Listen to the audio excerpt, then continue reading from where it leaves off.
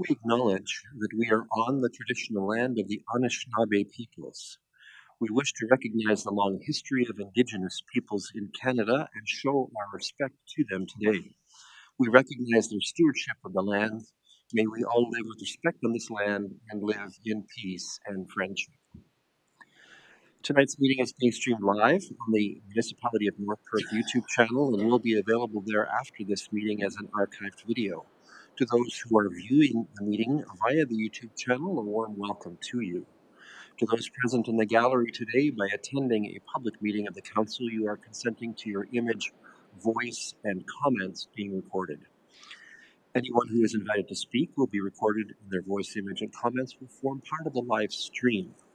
The chair and or the clerk have the discretion and authority at any time to direct the termination or interruption of live streaming. Such direction will only be given in exceptional circumstances when deemed relevant. Circumstances may include instances where the content of debate is considered misleading, defamatory, or potentially inappropriate to be published. Attendees are advised that they may be subject to legal action if their actions result in inappropriate and or unacceptable behavior and or comments. Thank you. At this time, we invite your decorum over the course of the coming meeting. We have regrets tonight, and you can see absent from our table are Councillors Mark Bodum and Councillor Neil Anstad. Let us move to item 5 on our agenda. Item 4, sorry, on our agenda. I'll get that right. Pertaining to pecuniary interest. Members of council have full lives with engagement in the community. Sometimes they may find themselves with a pecuniary or financial interest in an item at the council table. Provincial legislation mandates councillors to declare this interest and in so doing to avoid direct involvement in the consideration or voting on the item. Any councillors with us tonight may declare pecuniary interest at this time or at any time over the course of the meeting should such interest be recognized. Colleagues, do any of you wish to avail yourselves of that opportunity? All right, seeing none at this time. As chair of this meeting, I'll manage the flow of proceedings tonight and largely in accord with our agenda and rules of procedure. I'm not sure if we have any remote participants planned tonight. I don't think so. So we won't go there. Let's focus now on the people's business. Part of that focus is achieved when those in chamber of silence and put away their phones. Let's turn to item 5 then on the agenda. I have a resolution for our consideration to approve the agenda. It is as follows: that the agenda for tonight's meeting be approved. Moved by Deputy Mayor Kellum, seconded by Councillor Rothwell. Any discussion or debate on this matter? Seeing none, let's have that vote.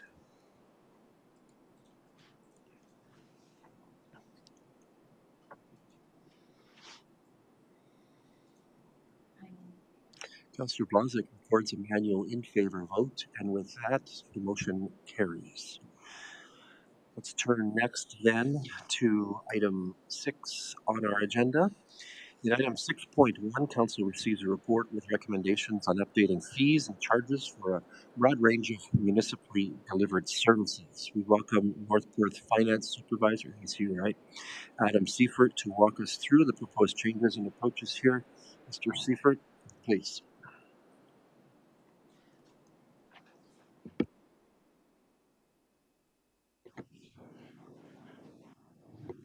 Thank you, Mayor Kasenberg and Council.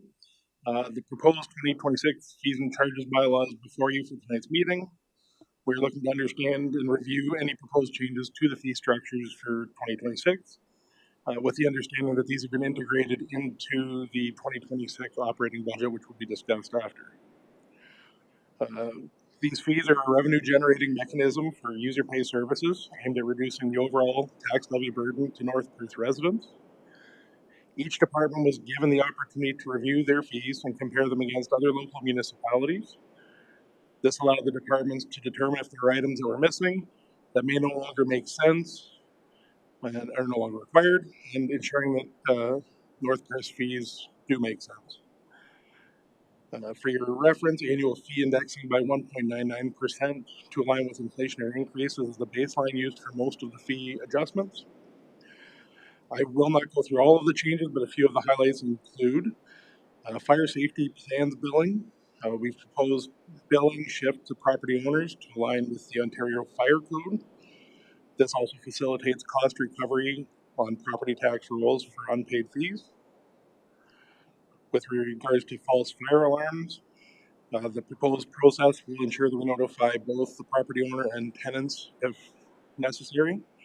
Again, this also enables us to put any unpaid fees on the property tax roll as per the Municipal Act. For building fees, those have been indexed by inflation, plus the additional 2.5% aligning with the approved rate study from 2024. With regards to property tax sales, new fees have been introduced for cost recovery of a labor-intensive process. Water and wastewater fees were indexed by 3% in accordance with the 2024 approved financial plans. In addition, we also eliminated a few fees that were on there. We removed the fees pertaining to taxi since that decision in 2025 eliminated the need for those. Additionally, we removed the OPP fees for things like vulnerable sector checks and fingerprinting. As a municipality no longer performs those tasks, they get done through the OPP directly. The goal tonight was to introduce the proposed fees to council. Uh, by adopting these fees, the municipality enhances financial sustainability, aligns fees with service costs, and simplifies the fee structure by removing redundant charges. The department managers are here for tonight's meeting to answer any specific questions you may have.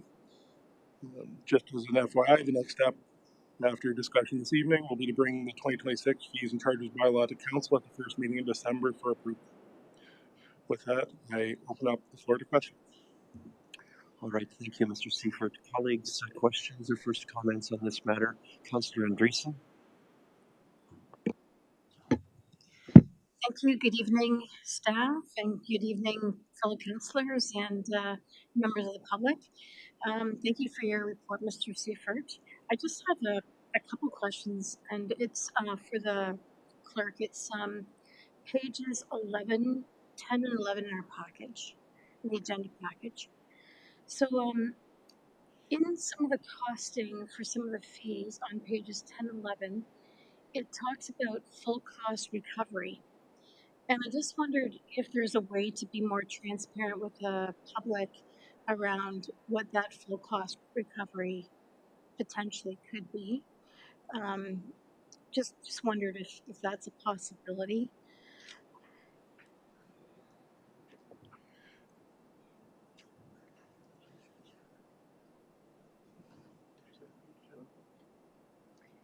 It's regarding standby staff, standby attendance at public fireworks, demolition derbies. It's also part of some of the fire fees, emergency services for false alarms. So at the third false alarm, there's a full cost recovery. So just wondering, if it might be possible to share with the public at some point in this documentation whether what that fee could be. Understood. Through the chair. My understanding is those can be different depending on the event, so it's difficult to say what exactly would be required for each one. We can look at trying to find a way to make it a little bit more clear on what costs may look like. But again, depending on the different events, it's difficult to say exactly what the cost would be. Thank you, through you, the mayor. I think if it's possible, even if it was an hourly rate, um, it's something. I think also could be helpful as a deterrent, right? And that, oh my goodness, if it's a third false alarm, I could be paying X, or even if it's a range, might be helpful. Just some feedback. Thanks. Appreciated. Through the chair, we will take that away and see if we can come up with something that's a little bit more visible. Thank you. Thank you. Anyone else with questions or comments? Councillor Rothwell? Thanks very much, Mayor Todd. Greetings to council, staff, and thanks very much, Adam, for the report. My question is, one of the major increases, of course, is the 1.99%. Are we building in on an ongoing basis, like index to inflation, like for 2027 and so on, or are we expecting as council that staff will come back every year to do the cost of living increase for each fee. Through the mayor, at this point in time, because we don't know what that number looks like, it's been on staff to bring that to council each year to make sure that it's captured. If you feel that there was a need to do it differently, we could investigate that. But again, without knowing that number each year, it's a little difficult to put that out there. Through you, Mr. Mayor, thanks very much, Adam, for the response. It's just I have seen some municipalities have chosen to say it's next to the cost of living increase, whatever that month is for that year. And I just don't know if that would streamline this process. I do know feedback that I've had from some public is that those fees end up being difficult in terms of the calculation because staff then go up and say, here's the index rate for 2027, for example, so that they don't have to perform the calculation, but they end up with, I'll use the term wonky numbers in terms of it's not just a straight, $1,325. It's some odd number. So, anyways, I'm fine with this process that we have. I just wanted to know if we would investigate sort of a more built-in administration of a cost increase, if that's the only matter that we're dealing with is a cost of living increase per year. Thank you. Through the chair, something we can take away and investigate. I do know that there are some other fees, such as the water and wastewater fees, which are indexed by 3% annually, so it's a little bit different. So that may create some confusion by having both those in there, but it is something we'll investigate and see if there's a more streamlined version or opportunity. Thank you. And it strikes me that there's prudence in council seeing this, seeing the results of the changes as a result of the calculations each year. Just to be sure that we're comfortable with the impacts on our ratepayers. Looks like Councillor Andreessen has another question. Go ahead. Thank you. Thank you through you, Mayor Kiesenberg.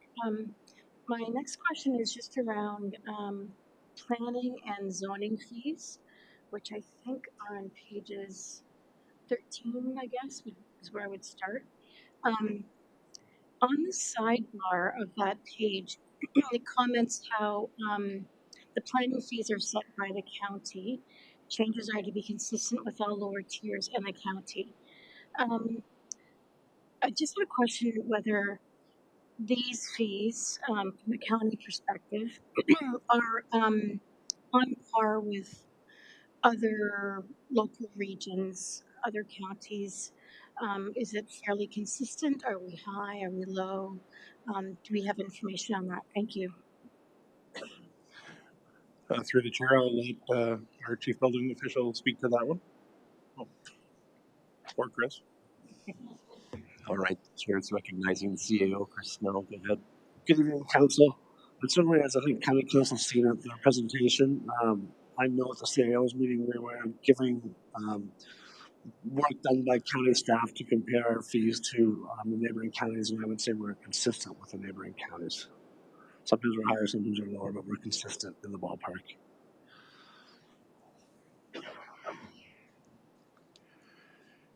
And I think if I understand the county's premise properly, and my colleagues from the county can weigh in if they wish, at least in terms of their fees, they have looked at work contribution and the cost of that work contribution, which makes sense, right? We're saying full fee recovery. So I think that that's sort of standardized, and I'm not sure if across the four lower tiers they did the same, but I'm assuming that they did the same, and realized what those costs typically would be across the four lower tiers. That's right, CEO still?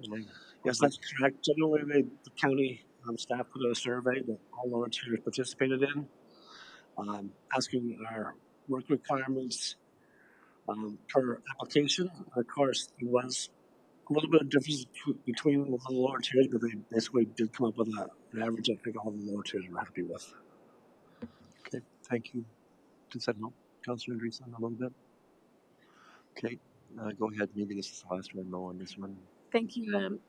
So I have another additional question and something else. This is about building fees on pages 15 of the agenda. At the top of that, you see the big red bar. It talks about the scheduled increases to the building fees apply as follows, and then it's kind of tabled from year to year. Through the mayor, I just wondered if perhaps the building department could clarify at this point for, say, the fees this year, 2026, are these fees again higher, lower, on par with other municipalities for 2026? Thanks. Good evening, Council. The fees that are in the red box are specific increases related to the reserve. So when we implemented fees last year, the recommendation from the study was 10% for reserve funds. And so what was decided at the time was that the building fees would get implemented as full cost recovery, and we would gradually bring in the 10% over a 5-year period. So those are very specifically related to rebuilding the reserve and not direct cost recovery for fixed or variable costs. And I think the other part of your question was comparatively speaking to other building departments. So from my recollection, when we did the fee study last year, we were looking at what is our cost recovery. We did do a comparison in the report, and in some cases we were higher, some cases we were lower. And at the end of the day, it comes down to decision of council to go for full cost recovery. So, for example, in neighboring municipalities, they may determine through their study that their cost of recovery is different because they have different inputs. And then they also have then a different layer on top of that, which is, do they decide to go with a full cost recovery fee or not? So there's a lot of variables in there that make it hard to compare apples to apples, actually, when you look at municipalities. But we're probably higher than our municipalities in the north, and we're really comparable with municipalities that are similar to us in the type of permitting and the type of program that they're running. Thank you, through you, Mayor. That was very helpful. Thank you for that clarification. Okay, comments? Anyone else wishing to ask questions here? Okay, I have a resolution for consideration as follows then, and this is just for information tonight. As you heard Mr. Seifert explain, there will be a bylaw that will follow with the budget. As follows, the Council of Municipality of North Perth receives the draft 2026 fees and charges bylaw report for information. Moved by Councillor Johnston, thank you. Seconded by Councillor Richardson. Any discussion or debate on this one? Seeing none, let's have that vote.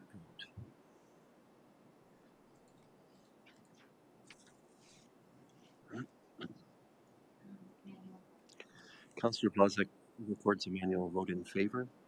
And with that, that is carried. Thank you so much, Mr. Seifert. All right. So now we turn to item 6.2, staff bring forward a draft of the proposed municipal budget. It is important that I remind Council that as a result of strong mayor powers granted to this municipality, it is my responsibility to bring forward a proposal for a budget and a proposal and a process for Council engagement with the same.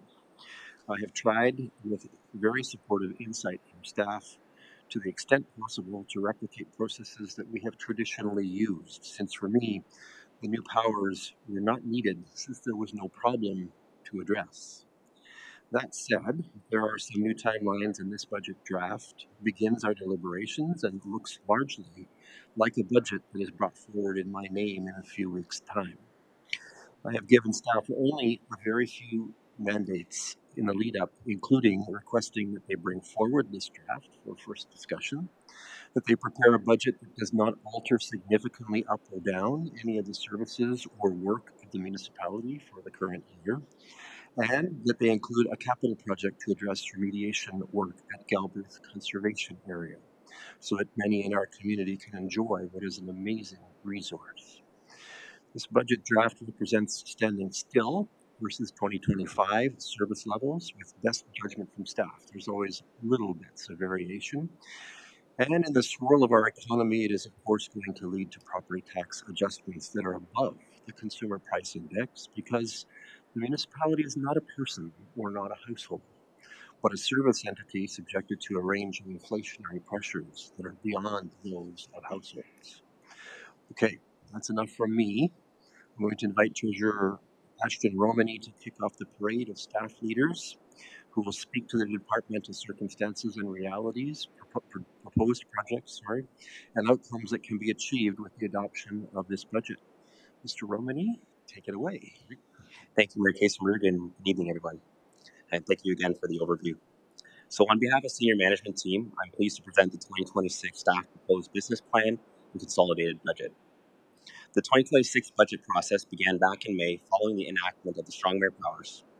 In June, the Mayor issued a directive to maintain the existing processes and prepare a staff proposed budget. Through the summer, staff engaged council and the community through surveys and held discussions trying to use in September. At that time, council also endorsed principles to support the development of the budget.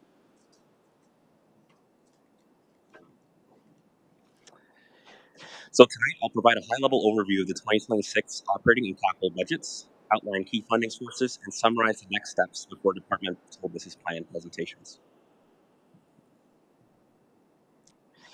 The 2026 operating budget totals approximately $49 million. The pie chart on the left-hand side illustrates sources that the municipality has with respect to revenues. As you'll see, property taxation is the largest source at 48%, followed by user pay fees at 26%. Thirdly, grants and government transfers together account for 20% of overall operating revenues. This underscores how important external funding is to offset local property taxes. On the expenditure side, on the right side, staffing costs represent 44%, reflecting the people and expertise required to deliver municipal services. Reserve fund transfers also account for 18% of overall expenditures, ensuring that we maintain funding for our capital renewal program. Overall, this year's operating budget maintains status quo service levels. No new staff or enhancements have been included within the budget. This budget focuses primarily on managing legislative, inflationary, and service cost pressures. Lastly, one thing to note is that the budget does not account for the 27 pay cycle. The 2026 year is anticipated to have 27 pays instead of the routine 26. This will have a financial impact, but is non-routine and will be reflected as a one-time adjustment and will be reflected within the mayor's budget.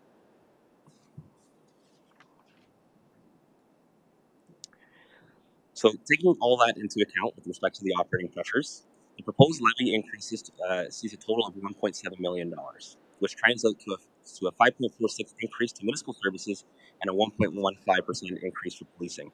This combines to an impact of a 6.61% or $160 annually for the municipal portion on the median residential household. So there are a couple of contributors that you see on your screen there, but I'll only focus on the top three. The first one being staff wages and benefits. This increase is primarily driven by cost of living adjustments to wages, salary grade adjustments for positions that were introduced in 2025, and the transfer of operating staffing costs, a portion of them, that were previously included in the capital budget into the operating budget. The infrastructure levy has approximately $435,000 worth of costs towards the asset management reserves. This is in alignment with the asset management plan that Council adopted earlier this year. Continued annual investments into these reserves is critical to ensure timely replacement of municipal assets. And lastly, the OPP contract. This reflects a 10% increase pending confirmation from the province later this month. If the costs that actually do come in are lower, any savings are intended to be transferred to reserves on a temporary basis. In the following year, if there's a further increase, it'll take into account what we budgeted. Overall, staff were mindful of the overall pressures and identified cost efficiencies where possible, including shifting operating projects to the capital program, resulting in a modest offset to the tax rate increase. So you can see that bottom row there, we had a small savings of around 0.31%.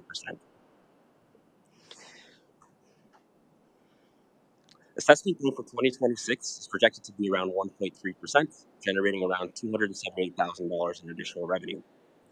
While growth has been applied to help reduce the tax levy impact, going forward, a portion of these growth revenues should be allocated to address the cost of new infrastructure and service levels that are linked to development.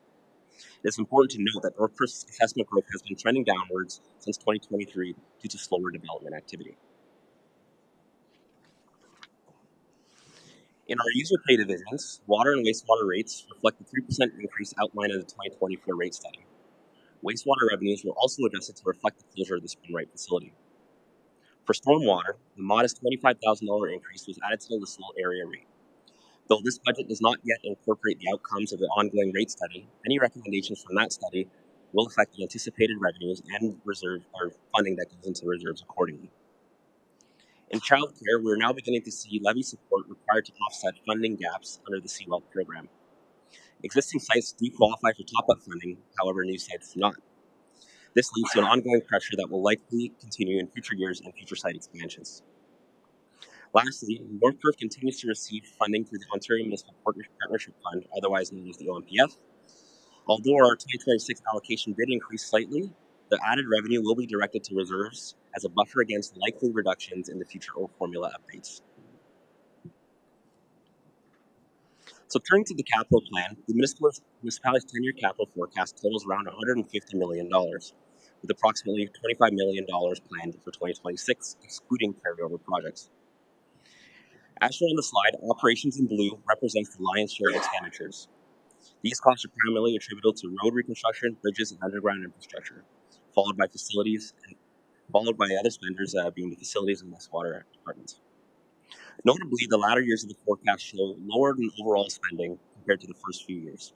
As a result of our asset management plan continuing to mature, we expect additional capital projects to be identified in those later years. It is also to remember that the 10-year capital plan is a planning document that is reviewed and reprioritized annually. So this slide shows how we pay for our 10-year capital program. The largest share, roughly $79 million over the next 10 years, comes from our general asset management reserves, funded through tax-supported user pay contributions. These are the blue and green blocks on your screen, and this emphasizes the importance of maintaining healthy reserve fund contributions year over year. For greater clarification, this funding of around $79 million represents more than half of the funding for our capital program. Grant funding is also another major factor, estimated around $14.7 million over the next decade. Many capital projects would not proceed or require a debt without ongoing access of our supports from federal and provincial levels. So these next two slides that you're going to see extract a couple of key reserves to highlight for your information. The tax-supported General Asset Management Reserve is projected to reach around $25 million by 2035. This assumes the commitment to ensure annual contributions of over $100,000 continue on an annual basis. At this time, the later years might seem a little bit overstated with that high balance that continues to trend upwards, but as additional tax-supported assets are anticipated to be incorporated in the 10-year capital plan, you'll see that balance begin to decline. Conversely, on the right-hand side, the stormwater rate reserve, if treated as a user pay system, is expected to fall into the deficit by 2028, reinforcing the importance for the ongoing works of the stormwater rate study. The budget document includes a consolidated balance of all the municipalities' DCs. This slide illustrates the individual balances of two specific development charge reserves that I wanted to draw attention to. As you can see, the development charge reserves showcase the significant cash flow pressures surrounding two main projects. The Rose DC is projected to run a deficit primarily due to the proposed truck route Southeast 3 quadrant between 2028 and 2029, and the wastewater treatment plant upgrade in 2033 affecting the wastewater DC. Assuming status quo, these projects are not feasible from a cash flow perspective without alternate funding sources. This means that these projects could not proceed today given that the current financial landscape.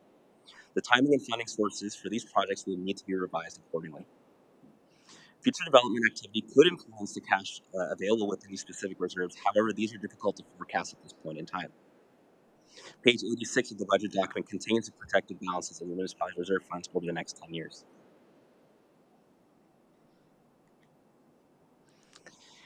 This year's budget includes anticipated debt for the Northeast Master Plan Phase 2 at approximately $17 million. This is split between $10 million of the more specific cost and $7 million for the NEMP area-specific development charges. The more specific debt cost will be funded from reserve opposed to the operating budget, as it is anticipated that future lot sales will recover a portion of those debts that is issued. As well, we have assigned some debt financing to the Listowel outdoor pool replacement. The final amount of debt issued for these projects will depend on the actual tender results, project timing, and year-end financial results. So before you tonight is the staff proposed budget and consolidated business plan prepared under the mayoral directive. The next phase will transform this budget into the mayor's budget as required under the stronger framework. Key milestones are summarized on the slide.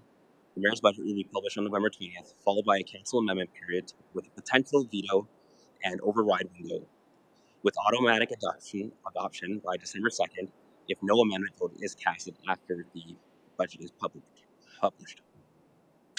This process ensures that the 2026 budget is finalized before year end and aligns with provincial legislation. Oops. So this concludes my high-level overview of the 2026 staff proposed budget. Following this presentation, each department will present its business plan outlining service level highlights, challenges, and strategic priorities. I'd ask that specific questions to these departments be held until their respective presentations. So before we transition, I wanted to take a moment to thank the finance team and all members of the senior management team for their collaboration and dedication. Developing this budget has been months of effort, and we are delighted to bring this forward for you today for discussion.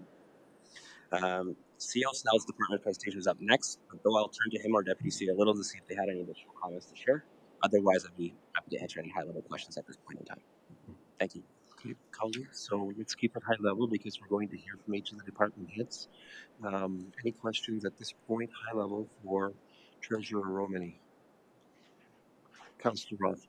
Thanks very much, Mayor Todd, and thanks very much, Ashton, for your report.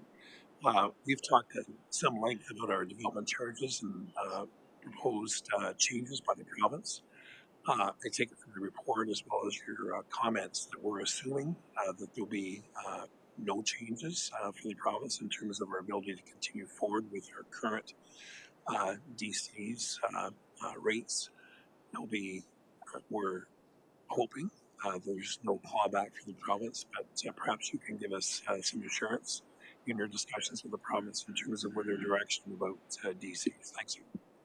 Here, my case, unfortunately, I don't have any foresight on any further changes to the DC Act. I know water and wastewater has been a target for the province right now, but again, I don't know the extent of what they're going to come back with, if they're going to force a decline in the DC rates or not. But most recently, they did introduce, effective November 3rd, last Monday, the deferral of development charges collections on building permits. So where development charges would once collected at the permit stage, is now collected at occupancy. So if someone pulls a permit and they take a year to construct, you won't see that cash for a year. So that does actually extend our cash flow pressures further into the process from a planning perspective. Just further on that point, thanks very much. So it's not necessarily the deferral I'm personally concerned about. I think you as staff, you're also not necessarily, we're concerned, let's be clear, but it's not our biggest concern. The biggest concern, I think, was the fact that the province was sort of saber rattling about the possibility of reducing DCs. And I'm not going to push you any further on this, but I think it's to be clear for our staff and everyone else that this is in the news. And it's not particularly helpful for every municipality in the province to be under this pressure for the province who says they're standing behind us and shoulder to shoulder and all those great things. But when they take us off of the kneecaps in terms of our ability for development to pay for development, which was the whole premise of DCs when it started back in 1989 and 1990, there's no change in that from what we've seen. I mean, we do the required studies, we hire professionals, they're involved with their staff. So I'm sure that you and other colleagues that you're working with throughout the province have made that clear to the province. I'm sure every council will stand right behind you to hopefully get clarification that we need DCs to keep us up to date to deal with growth and development issues in our infrastructure. So thanks very much. We sure would like to issue you a crystal ball. That would be very useful, I think, for the work that you do. All right, anyone else? General questions for Treasurer Romani at this point. I'm sure he'll be available to us at the end of the evening and after the parade of department leaders so that we can have a wrap up and ask any pointed questions again. Thank you, Treasurer Romani. CEO Snell, I believe you are up next.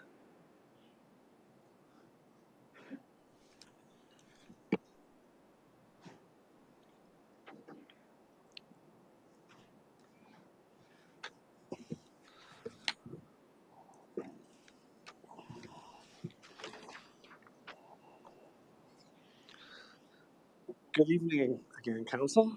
So again, I'd just like to thank the finance team and all the senior staff for putting together tonight's council presentation. It takes a real team effort, but I think we're constantly trying to improve the presentation to council. So certainly any feedback you have after tonight's presentations would be appreciated from the staff perspective as well.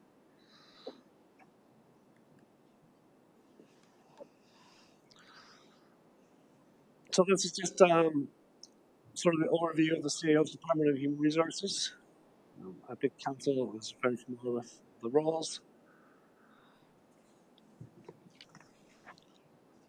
Just some highlights.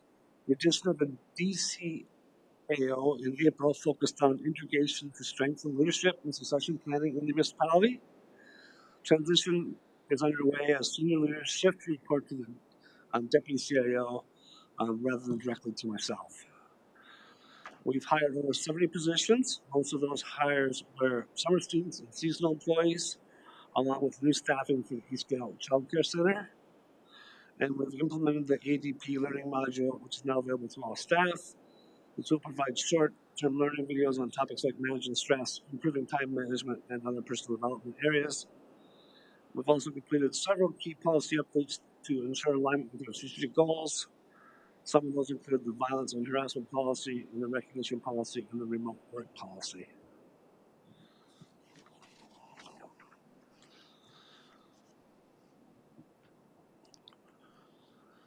Emerging trends, from my perspective, in the department of population and infrastructure needs, environmental sustainability and climate change, housing affordability,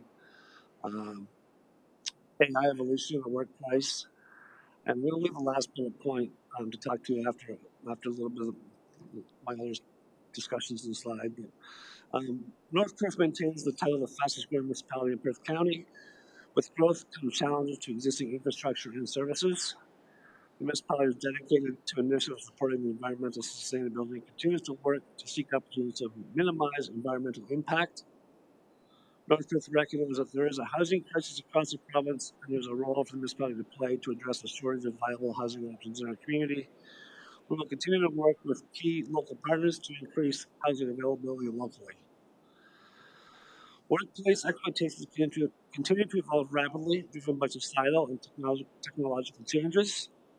One of the biggest shifts is the growing influence of AI in the workplace. We are preparing an AI governance policy to ensure AI is used strategically, responsibly, and ethically across the organization.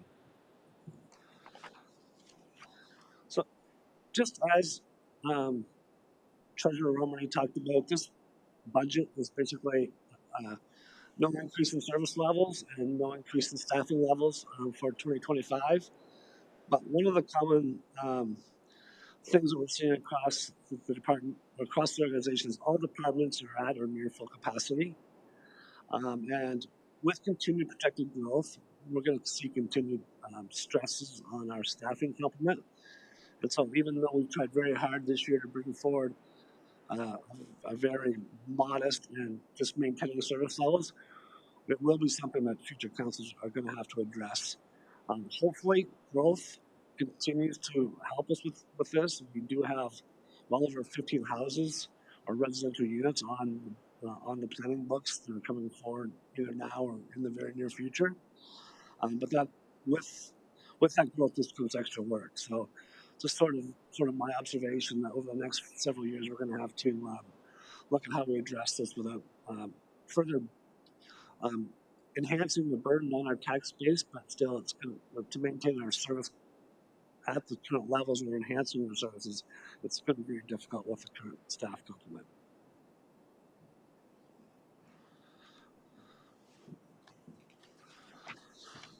So, major initiatives in 2026. Staff continue to meet with engineers and planners, and are moving forward with the secondary plans for the West End development, which will form the basis of future planning applications as we see the areas around the Steve Kerr and Westfield Elementary School develop.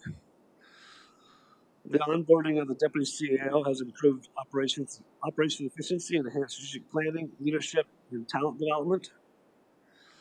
Policy development will continue to be a priority, including focus related to AI, attendance management, training, and development.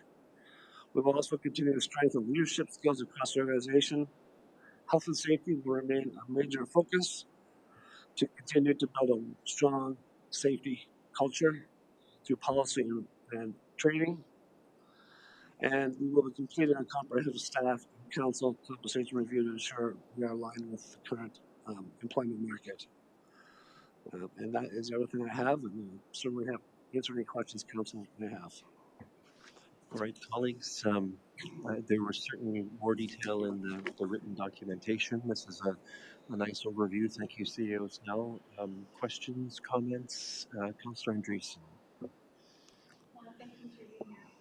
I think your microphone's off, actually. There we go. Thank you through you, Mayor Kaisenberg, and thank you, CEO Snell. In your report, you mentioned the fact that there would be no increase in hiring for positions. There is a position at the moment that's open in our package. It's the manager of corporate services. Will that remain vacant this year, or is that going to be, hired? You just mentioned that there wouldn't be additional positions. Thank you. So actually, we're hoping to fill that vacancy, hopefully in 2025 still. But that will also really is an internal position where a staff person who takes on that position usually maintains their current responsibilities in the position they already have. So much like the fire chief right now is the manager of development and protective services. Thank you for the clarification. That's great. Okay, colleagues, anyone else with questions at this point about this department's activities or budget projections? All right, I'm not seeing any. I think following you is corporate services. Is that Deputy CAO Little? It is. She's standing up. Welcome, Ms. Little. Perfect. Good evening, Mayor, Council, staff, and the community. I am here to present the business plan for corporate services in the absence of the manager of corporate services being in place. I have had the pleasure of overseeing this team over the last 6.5 months, where I've had the opportunity to develop a strong appreciation for the work this team does and expand my own understanding of their role in the organization. The Corporate Services Department serves as a hub for delivering comprehensive support to both internal and external partners. It is a unique department as it consists of 3 distinct divisions within the department: Legislative Services, Finance, and Information Technology. Legislative Services is responsible for the provision of council and committee support, tracking vital statistics, animal control, licensing and permitting, records management, and freedom of information, as well as elections. Finance staff are responsible for budget and financial reporting, strategic and operational financial management, customer service, taxation and utility billing, asset management, procurement, insurance, and risk management. And finally, our information technology or IT staff oversee network infrastructure management, data management and security, corporate end user support, and help desk support, as well as cybersecurity. In terms of priorities and objectives, the corporate services team focuses on innovative solutions and decision making. They are tasked with prioritizing data governance and security. In addition, fiscal responsibility and accountability play a key role across all operations, not just with corporate services, but across the entire organization. Finally, corporate services prioritizes interdepartmental collaboration, which contributes to business continuity and resiliency to ensure we remain adaptable as a municipality. 2025 was a busy year for corporate services staff as they led the following initiatives. Staff adapted to new legislative strong mayor powers, which were expanded to several municipalities this spring. Legislative services staff initiated preparations for the 2026 election. Finance staff updated the municipality's asset management plan in compliance with OREG 588-17. Finance staff worked with their consultant to complete a double audit for the 2023 and 2024 fiscal years. And finally, the IT team worked to initiate the IT master plan while also continuing work on the disaster recovery site, including providing off-site backup and improving business continuity planning. As we're wrapping up 2025 and looking ahead to 2026, we are seeing a number of emerging trends that will impact the work that corporate services leads in the new year. Given the expansion of strong mayor powers to 170 additional municipalities in 2025, staff will remain vigilant regarding future related changes to the evolving provincial framework. As the community grows, there is an increased urgency to ensuring records managed by the municipality are handled in a responsible way. Our current financial software is significantly outdated with very limited support. A new, updated financial software would create efficiencies with far fewer disruptions. As asset management continues to grow and be prioritized by municipalities across the province, there is an increased awareness regarding infrastructure funding and the gaps that exist, and developing solutions to address the emerging funding gaps. Increased service demands from the community continue to create pressures across the organization in terms of funding and capacity. And finally, cybersecurity and AI were at the forefront of information technology, and staff continue to monitor how each of these emerging technologies will impact day to day operations. In order to respond to the emerging trends, Corporate Services is proposing a number of initiatives in 2026, and they include the following.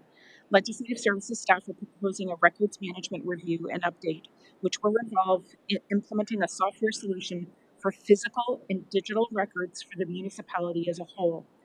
The planning and preparation for the 2026 municipal election will continue throughout much of 2026. Finance staff will be initiating the Enterprise Resource Planning (ERP) software replacement. The current software is no longer sufficient to streamline financial processes. The initial work has already started with the commencement of the IT master plan.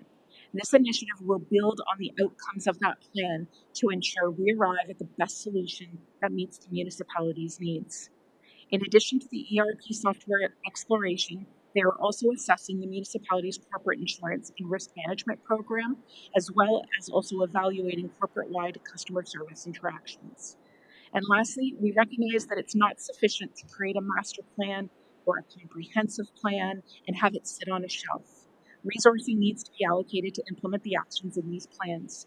Therefore, IT staff are proposing funding to assist with the implementation of recommendations, which will be evaluated in terms of priority and subsequently implemented. It is an ambitious program that the entire corporate services team has outlined for 2026, but they are up to the task. I'm happy to answer any questions. Thank you, Ms. Little.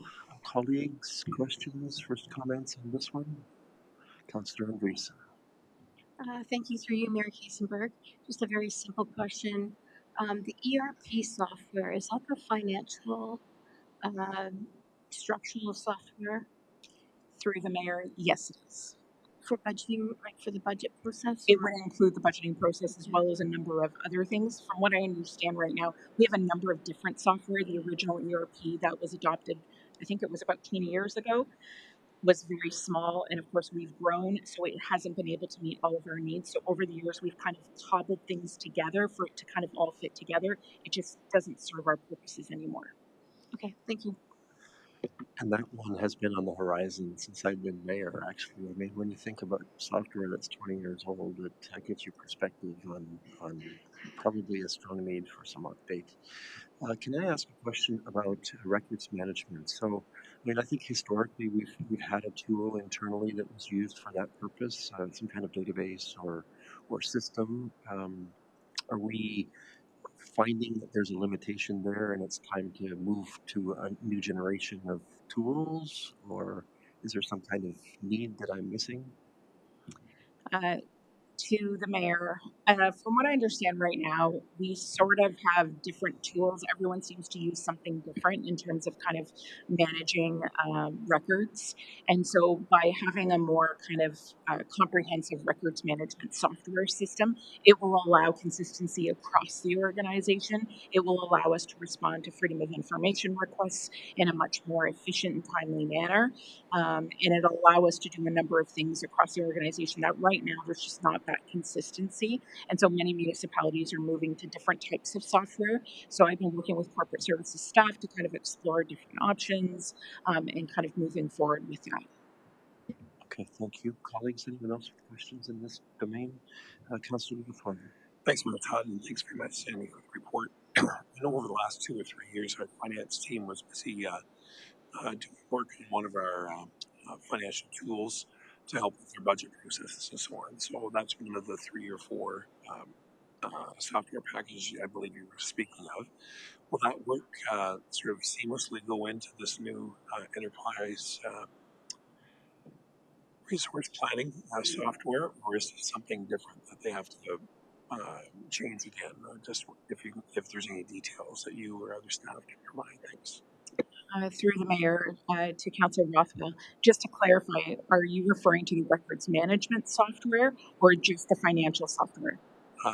Sorry, I should have been more clear. I believe it's specifically the financial software piece that we were talking about, and I thought enterprise resource was going to deal with everything, records management, finance, and so on. But my question specifically is finance. The work was done over the last 2 or 3 years. Sure, maybe I'll pass it off to Treasurer Ashton Romney.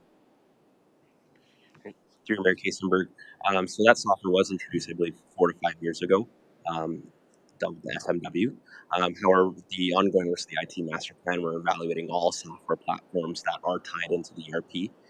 So based on the outcome and recommendation of that study, we may replace that software because it might be something that's better suited in a new platform altogether that's directly integrated. We don't have the direct answer for that point in time, but essentially everything is on the table because we want to make things holistically more efficient. Anyone else with questions or comments at this point for corporate services? Okay, I'm not seeing any. Thank you, Ms. Little. I think strategic initiatives are next, and that would be Ms. Klein. Lindsay Klein is our manager of strategic initiatives. Please take a stand. Thank you, Mayor Kasenberg. Through you to members of council, the Strategic Initiatives Department leads the municipality's key priorities as defined by council and administration. Our team includes economic development, corporate communications, Set 7 skills and technology, and special projects such as the strategic plan and agricultural initiatives. Our department's priorities are closely aligned with council's direction and focus on service excellence, economic growth, and community well-being. Specifically, we're working to clearly define and communicate what municipal services are provided by the municipality and the service levels residents can expect, supporting transparency and consistent service delivery. We're helping local employers access and retain a skilled workforce while supporting and attracting a diverse industrial and commercial base. We're also advancing agricultural productivity and innovation to strengthen this key sector of our local economy. We're promoting diverse, higher density housing and improving transportation options to ensure growth is sustainable and our community stays well connected. We remain committed to fostering diversity, equity, and inclusion across the community and enhancing quality of life for all residents. Finally, we continue to play an active role in healthcare recruitment and improving access to local healthcare services. Moving to our highlights from 2025, I would first like to acknowledge the Strategic Initiatives team, whose hard work, dedication, and collaboration made these accomplishments possible. Throughout the past year, our team has initiated a review and update of the corporate communications plan to modernize engagement practices. We've delivered communications and public engagement support for a range of municipal projects and community initiatives. We've administered and supported the Attainable Housing Community Improvement Plan. We hosted the inaugural North Perth Fall Farm Flavor and Foliage Tour, highlighting local agriculture and tourism potential. We submitted multiple grant applications to key provincial and federal programs. We initiated a retail market demand study to identify opportunities for business expansion and local investment. We developed a new public art implementation plan to support community identity and placemaking. And we continued Set 7 skills and technology programming, including ESL classes, professional skills development workshops, safe food handling, and mental health first aid. These initiatives contributed to economic growth, improved community engagement, and stronger partnerships across the municipality. Several emerging trends and pressures are influencing the department's work, presenting both challenges and opportunities for the year ahead and beyond. Access to external funding remains increasingly competitive. Grant programs often come with short timelines, complex requirements, and significant administrative demands. The outcome of several pending grant applications may influence our work plan for 2026. Federal and provincial governments continue to adjust funding models in priority areas, particularly around housing, infrastructure, and economic development. As these priorities evolve, municipalities must remain adaptable to ensure local initiatives remain aligned and positioned for available funding opportunities. The changing social media and communications landscape brings both opportunities and risks.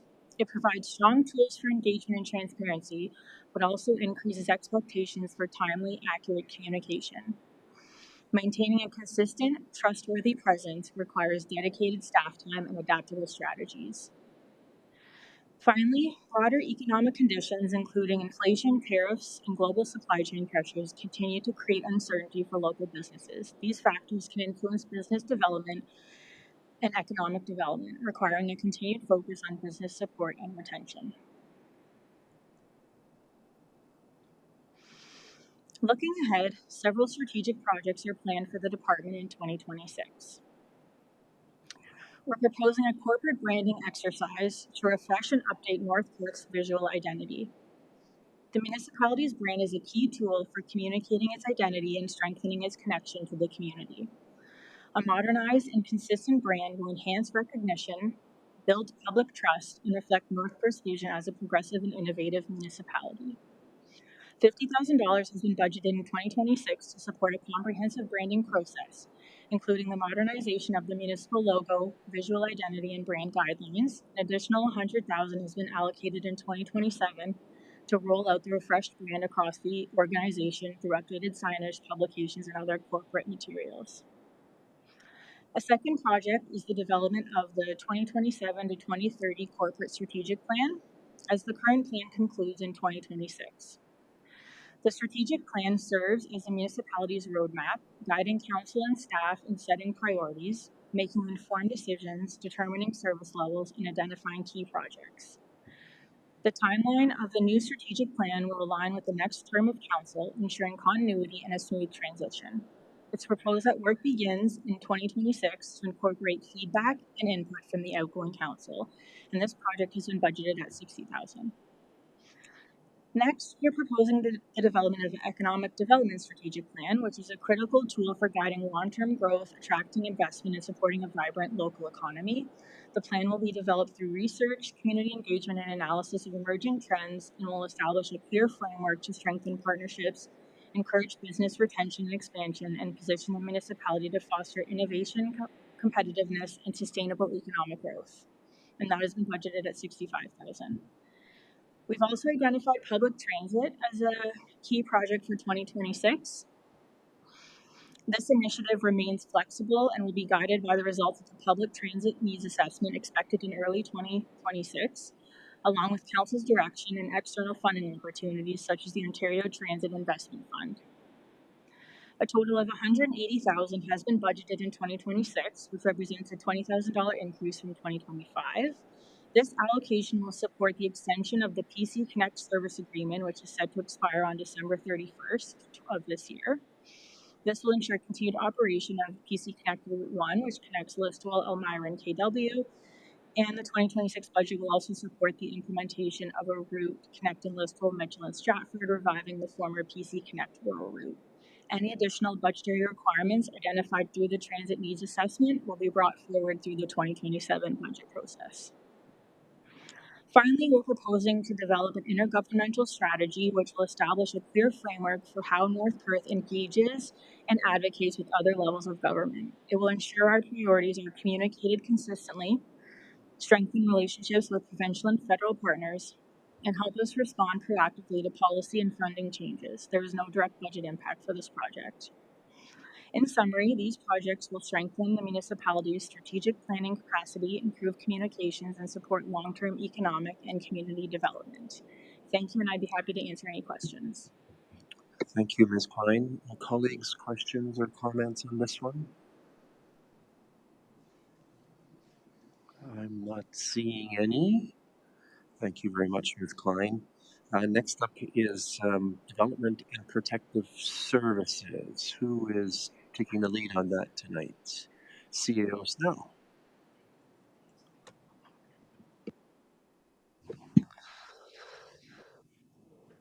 Good evening again, Council. I certainly have in the audience CBO McMullen and Deputy Chief McEwen to help me through this presentation with technical aspects if I get questions. But Chief Pape is enjoying some vacation and asked me to present the department overview. So, development of protective services responsibilities encompass public, fire, and life safety education, enforcement of the Ontario Fire Code and Building Code, emergency response, planning applications, review, administration of building permits, bylaw enforcement, and Perth County Joint OPP detachment board participation.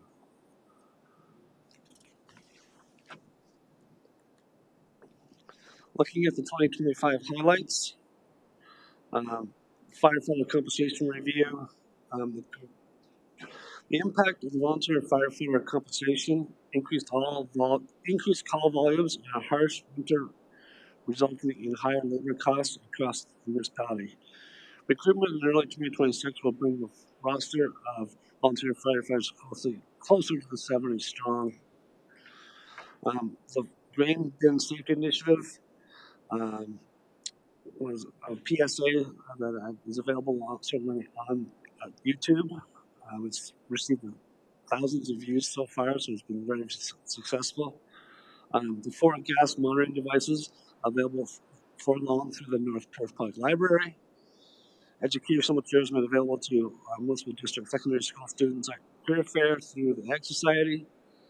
And yeah, it's more than 64,000 views of the Green Bin Safety Initiative. The building department is at full complement for the first time since 2022. A major accomplishment to CBO McMullen and staff, and a reduction in vehicle theft and violent crime in North Perth, which is great for our community. Emerging trends in the development of protective services.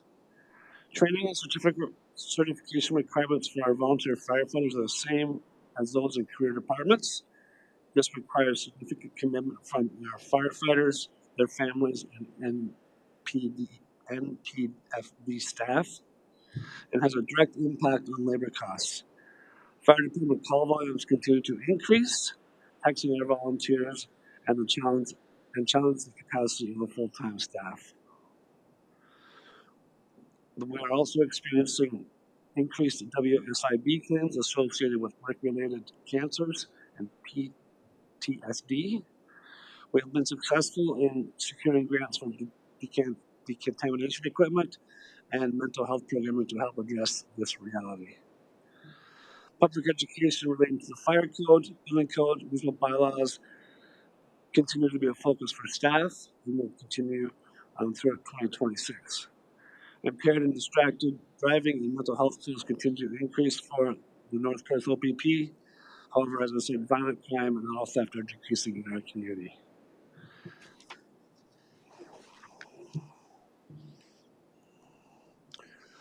Major initiatives in 2026 include tanker replacement, the master fire plan, optimizing a cloud permit plumbing module, as well as onboard and support staff.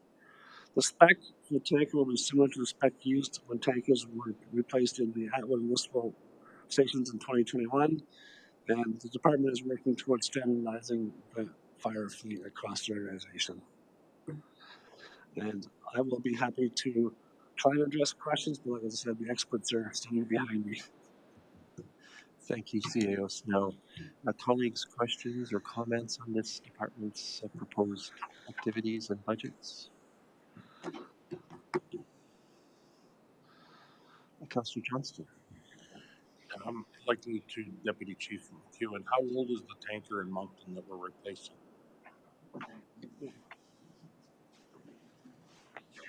We need to get him to the microphone once. Yeah.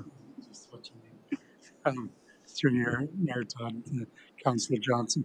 The tanker is a 2003 that is being replaced. So to keep with the 25-year replacement on the tanker, we have to start the process in 2006 because the industry standard on trucks is 2 to 3 years right now, unless you buy a complete stock truck, and that's still 2 years. So. Okay, thank you. Anyone else with questions, comments on this department? Councillor Andrews. Thank you to you, Mayor Kissenberg. My question is also for the fire department.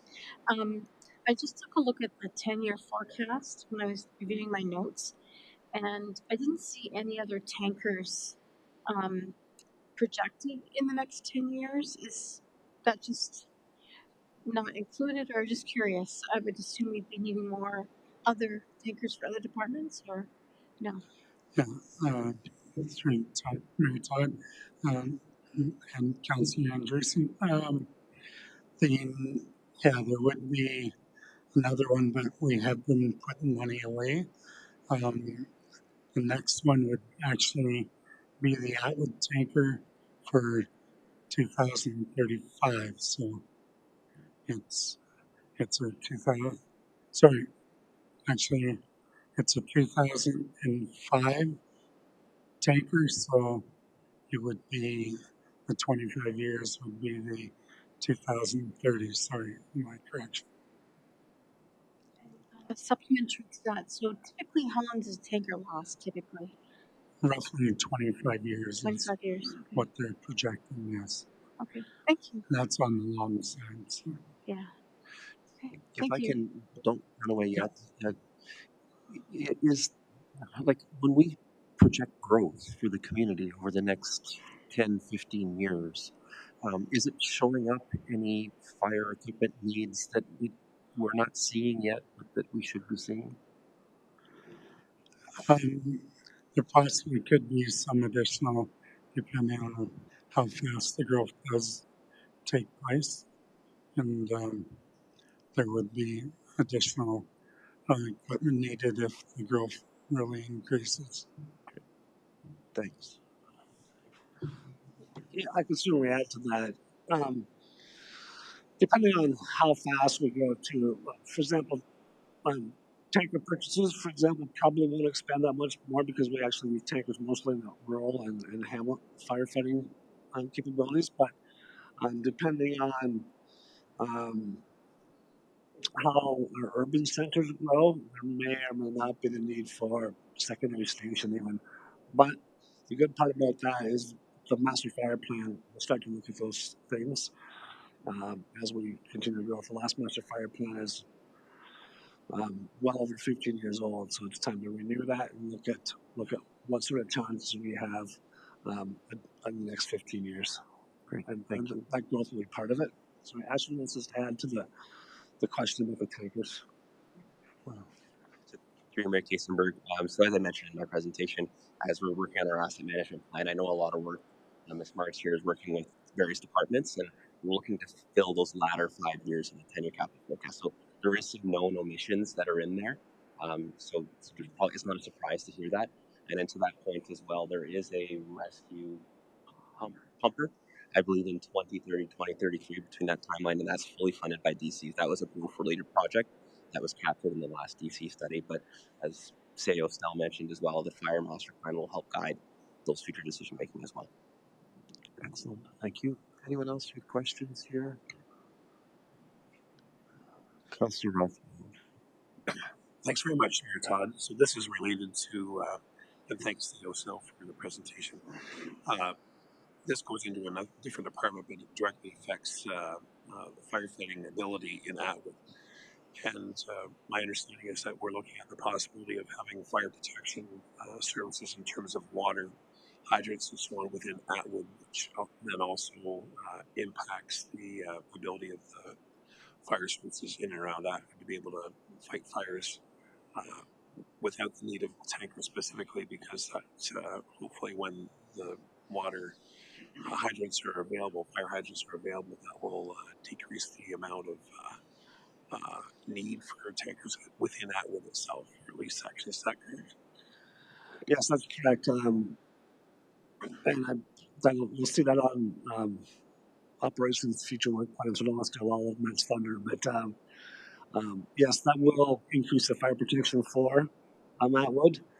And it would just remove the need for us to even have, for example, have the holding tanks in Atwood that we currently have now to fight fires in the urban setting.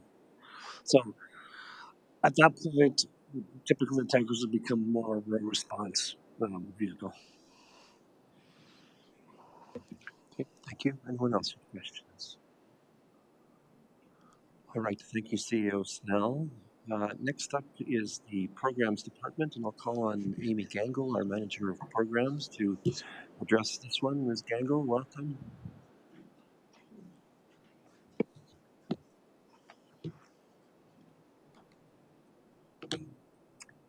Good evening, Mayor, members of Council. The Program Department manages North Perth's recreation, community, aquatic, and childcare programs, enhancing residents' quality of life through physical, mental, and social health benefits. We foster community partnerships, connect social services, and uphold our mission to build community through quality programs. Regarding highlights of achieved achievements for 2025, we met licensing requirements for the new Eastdale Childcare Centre, which will open in January of 2026. We also began construction of the St. Mary's Childcare expansion, which is scheduled to open by the end of 2027.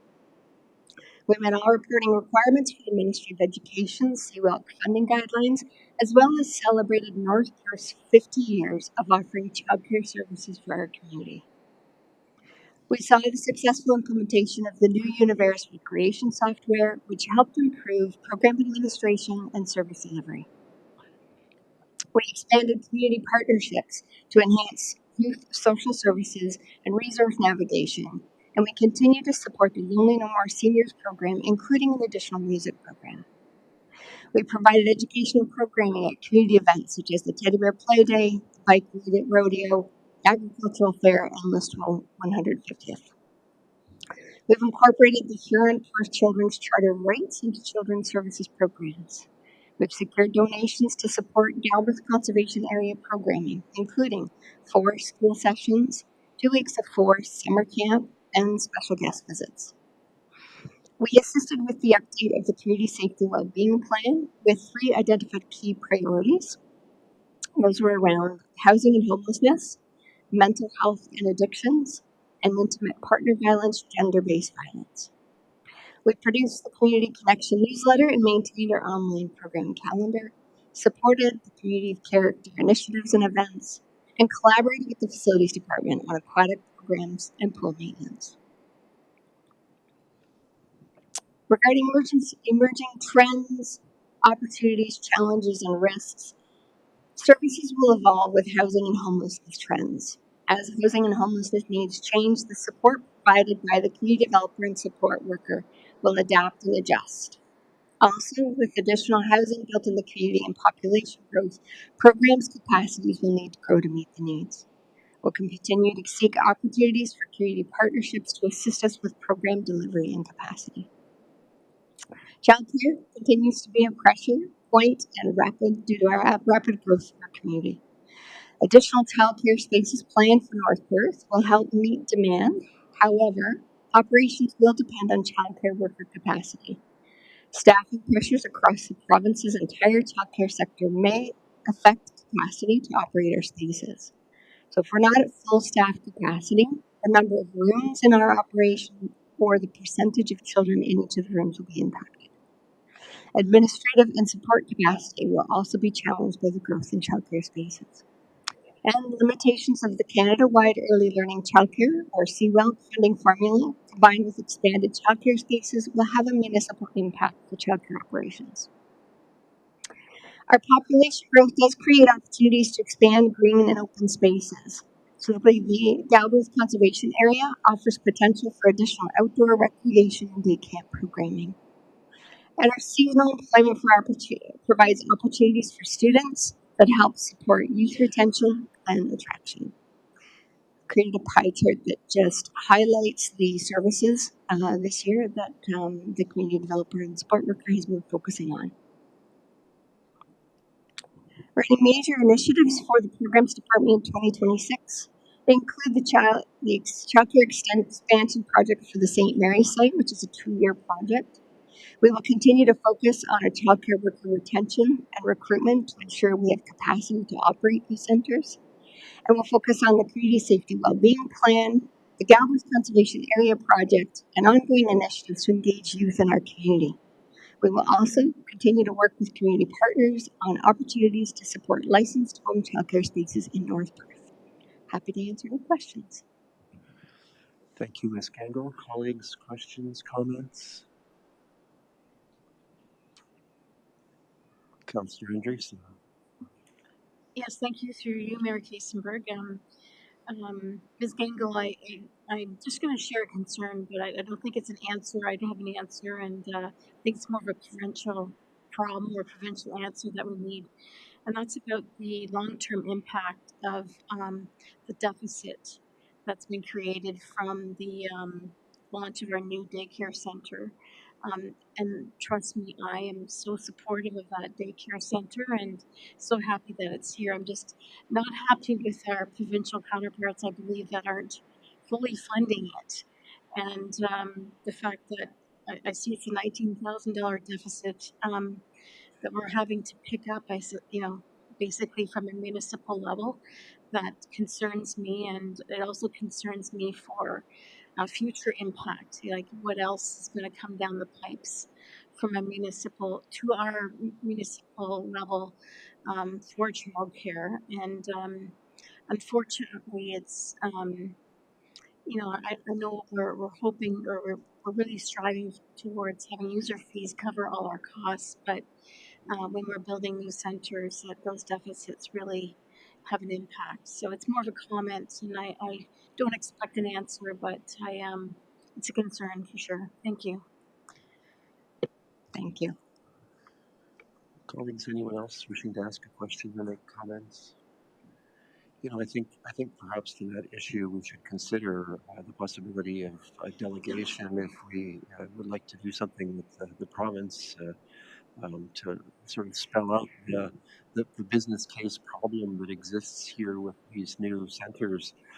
I know part of the issue is that this is federal funding too, right? So we're sort of dealing with two levels of government, but there may be an opportunity for us to at least have a say to provincial stakeholders or partners in this matter. CAO Snell is looking like he's itching to come up and say something. So CAO Snell, please do. So staff report, information report will be coming to council in the very near future about childcare and provincial funding will be one of the delegations we're requesting at Roma. I and staff have already talked to the city of Stratford.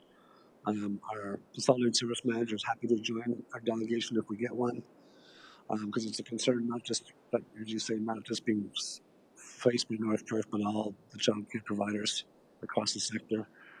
So we are hoping to get a voice in the near future at the London delegation to talk about this issue, because you're right, this is the first of our new spaces opening, and it could get worse with the St. Mary's. It will get worse with the St. Mary's located, but it's unfortunate because going back to my first time working in North Perth 2022 to 2002, daycare or childcare has been a user pay. And this is the first time in my memory that we've had to back it up at all with taxpayers' dollars.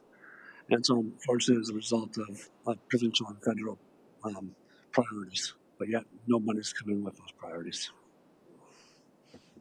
I just want to thank you for going to Roma for that. Okay. Thank you. Okay, thanks.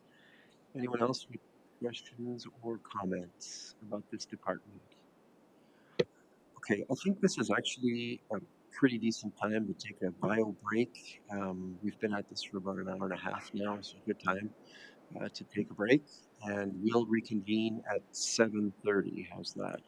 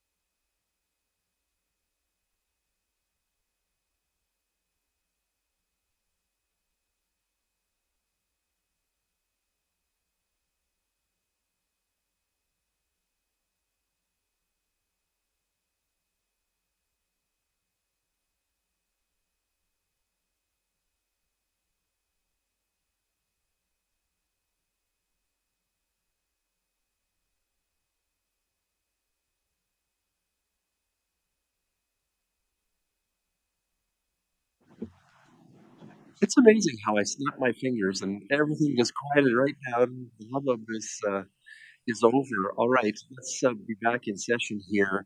And next up, we're going to call on our facilities manager, Jeff Newell. Mr. Newell, the floor is yours.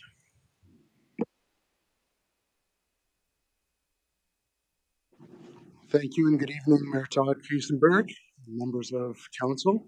I'm presenting the facilities department overview. Our department oversees the maintenance and capital projects for an assortment of municipal facilities, of which there is approximately more than 50 facilities. We look after things like our maintenance and caretaking services, capital projects. We did start off as a rec and parks operation, so we do still look after things like our parks, playgrounds, pools, and community centers. But we also oversee things like cemeteries, fire stations, libraries, community centers, as well. So we're 53 facilities strong. Some of the highlights from one more.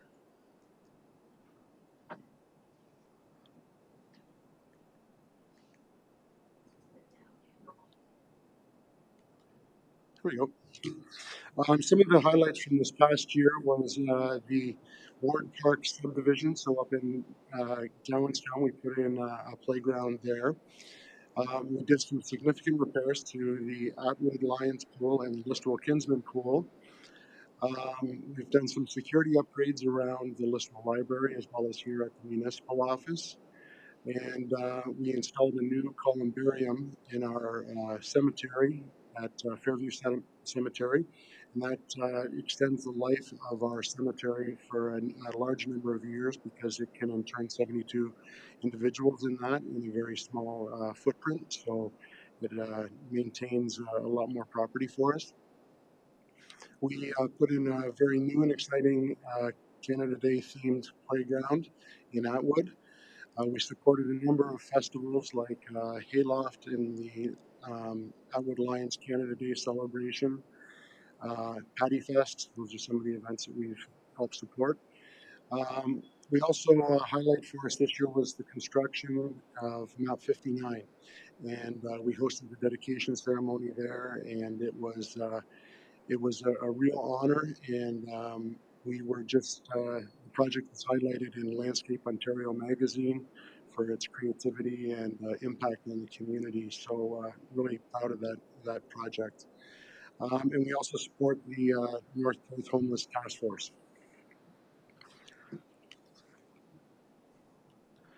Some of the emerging trends is we've seen that aging infrastructure is common amongst many facilities in across various municipalities, and we're no different. We have done a lot of work with regards to our asset management.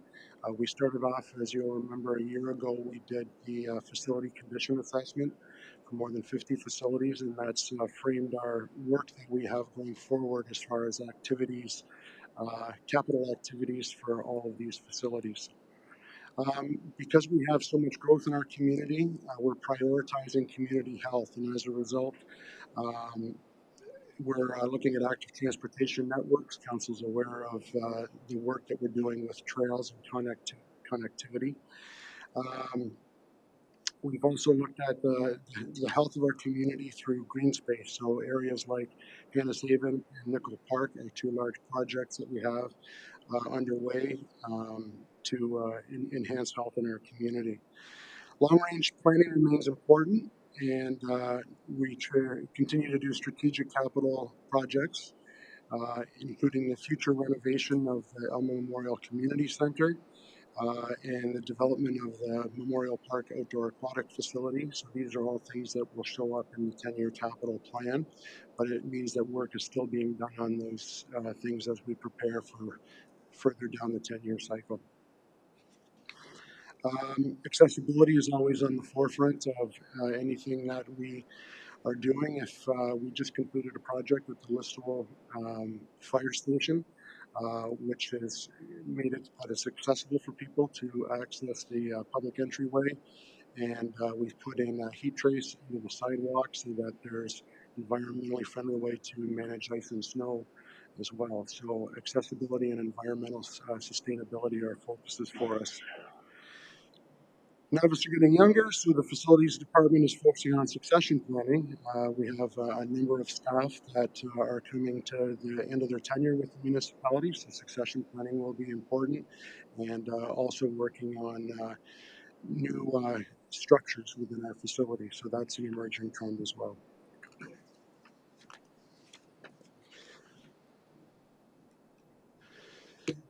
We have a number of initiatives that are taking place, but some of the more major ones, the Kin Trail, the bridge replacement that we identified as a hazard this past year, that is will be a big project for us in 2026.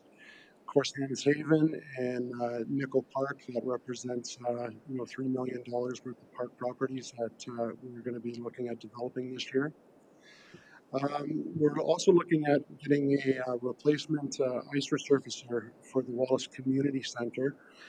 We would trade them in between our community centers, but the one we're looking at is a battery operated and energy efficient unit. The cost would be more substantial than what we've seen with other Olympias, but there is return on investment when you're not dealing with the fuels and the life expectancy of the batteries. The technology is getting far better now for us to move forward with that. And we're also looking at doing fencing on our premier ball facility at John Bell South to keep balls from leaving the playing surfaces and hitting the Legion and various other locations over there. And finally, just the Listowel Carnegie Library. We continue to do work on maintaining that historical site.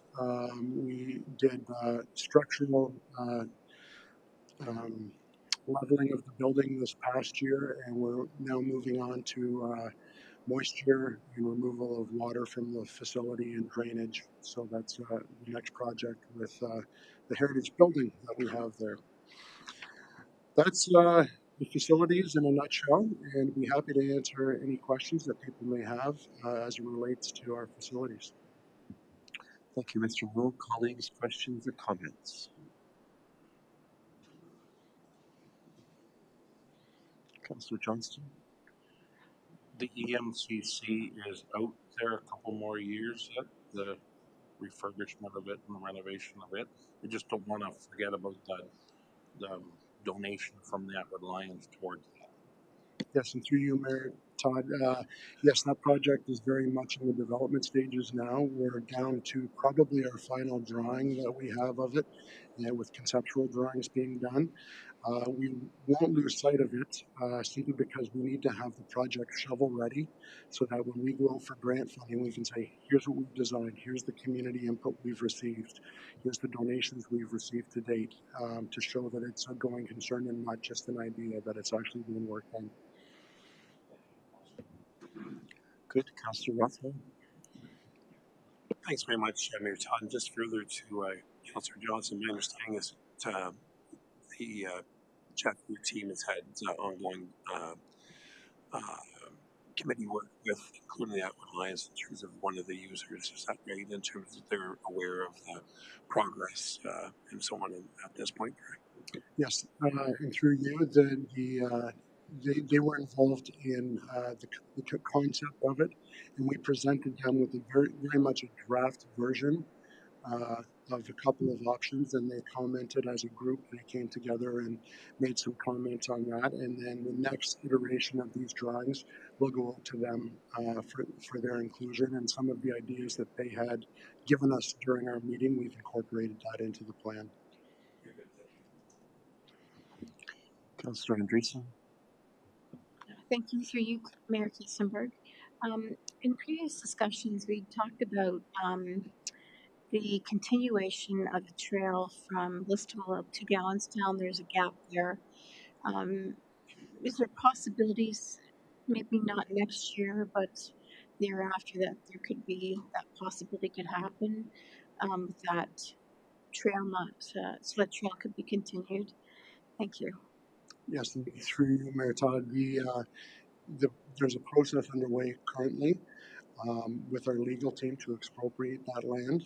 And we've set money aside in our budget as well to develop that section of land should we get it, whether that requires fencing, new surface material for the ground, but that's underway as we speak with the expropriation process. Just supplementary to that, so it's just based on a timeline thing. We're not sure about next year or the year after. It's a timing thing. That's why. It's a timing thing, and it depends. We're waiting to hear a response from the landowner, whether they are willing to turn over the property to us, or if there's going to be a legal conversation that needs to happen. So we're just waiting on that at that stage. So our hope is that it would be well within the year, but it all depends on what direction we take. All right, thank you. Anyone else? Okay, not seeing any. Thank you, Mr. Newell. Thank you very much. Next up is Environmental Services. Mark Hackett is our manager of this department. Mr. Hackett, welcome. Thank you, Mayor Kaysenberg and Council. Environmental Services Department manages our municipal water supply and distribution, as well as wastewater treatment and collection systems. We also oversee the solid waste division, including curbside waste and recycling collection, and that also includes the operation of our municipal landfill. We also lead the Climate Change Initiatives Group and supervise emergency management efforts. So we're looking at our priority areas and objectives. We try to ensure that we have consistent supply of safe drinking water that meets all regulations and legislation. We're always striving to manage our solid waste division responsibly with a focus on long-term sustainability. We're attempt to collaborate with community partners on stewardship initiatives aiming to increase the area's tree canopy, and we're always striving to increase education and awareness so that we can best be in the best position in the municipality when an emergency does occur, so that we're able to respond. Looking at some of the highlights from 2025 here at department, we collaborated with the Middle Maitland Rejuvenation Committee, students from the Listowel District Secondary High School, and the Maitland Valley Conservation Authority to plant over 600 trees this year on municipal property with grant funding from the Perth County Stewardship Program. We implemented a Plant a Tree, Grow a Future program that allowed us to plant 200 trees on private property. And again, with funding assistance from the Perth County Stewardship Program. We had the successful rollout of the curbside treasure hunt days in May this year, inviting residents to place unwanted, gently used items at the curb for others to take on as their own for free. And this is now turned into an annual event that will hold each May. We've established a green team here in the municipality to promote sustainable practices and implementation of initiatives to reduce waste, conserve energy, and lower our carbon footprint. We initiated the municipal class environmental assessment for the Listowel and Atwood water systems to look at our future needs there, and also to look at our water storage needs. We did have the Public Information Center and the resident survey to talk about organic waste handling. We have the project for the filters and effluent pumps was initiated at the wastewater treatment plant, and that's will be completed in 2026. We also had successful Ministry of Environment, Conservation and Parks well inspections again this year, where we achieved scores of 100%, and that's thanks to the hard work from our operations staff. Looking at some of the emerging trends, rapid growth in the municipality presents challenges in ensuring adequate water and wastewater services, including water storage. So the municipal class environmental assessments for water systems are anticipated to help guide us with future servicing needs in Atwood and Listowel. Given the greenhouse gas emissions as a result of solid waste, more municipalities are exploring waste alternatives. So we are in the process of exploring organic and yard waste handling options. As I mentioned, we had our Public Information Center and the survey. Communities continue to explore ways to integrate sustainability as a part of operations and services. And as I mentioned, staff have established a green team to work towards aligning municipal sustainability goals with the needs and priorities of the organization while educating and engaging employees, implementing sustainable practices, and setting specific goals related to conservation and waste reduction. Listed some of our major projects or initiatives for the year. The wastewater treatment plant, that project has had for the filter and pump replacement. That was awarded recently, and we had our kickoff meeting just this past week. So the equipment delivery is expected in 2026 in April and May. So they'll be getting going with that shortly. The Class EA was also started late this year. And that, as I mentioned, was for the Listowel and Atwood water systems to accommodate growth.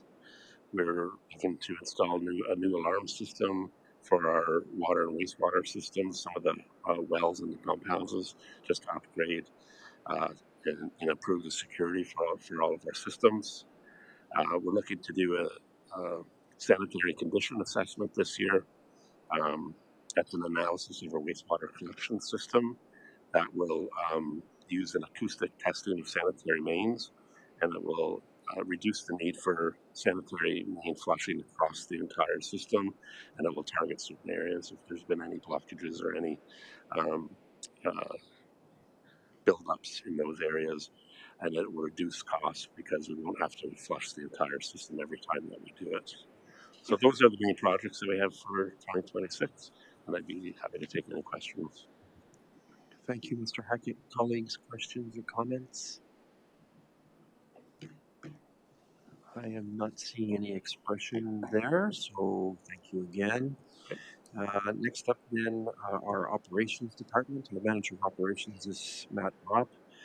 And welcome, Mr. Ropp, to the podium. Good evening, Mayor Kasenberg and members of council. I'm happy to present the 2026 Operations Department budget. The operations team provides a vast array of transportation services related to road construction, road maintenance, development oversight, stormwater management, and municipal drainage.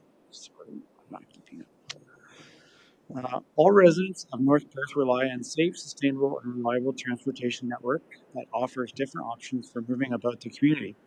How we manage and maintain our assets is a priority to ensure that our infrastructure stays in a good state of repair to serve our residents. Starting off by updating you on some 2025 highlights. 2025 did not see any new urban reconstruction projects, but was a busy year nonetheless.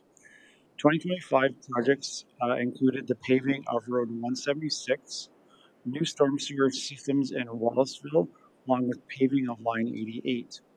Other highlights include our biannual bridge inspections and pavement condition assessments, which help guide our asset management priorities and needs.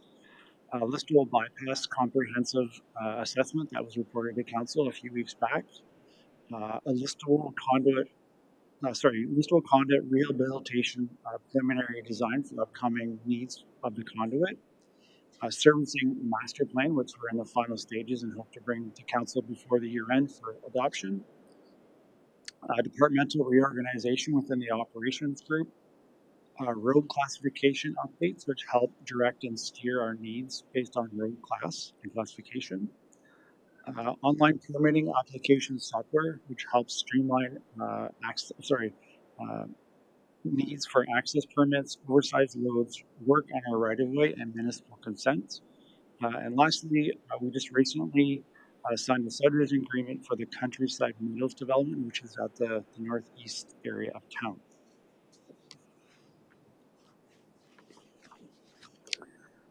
Some emerging trends, and as I go through these, I'm sure for at least two of the three, you'll hear a common thread from other presentations that have been brought for you tonight. First one being continued investment in asset rehabilitation and maintenance. With the recent passing of the North Perth Asset Management Plan, the importance of infrastructure investment has never been more meaningful.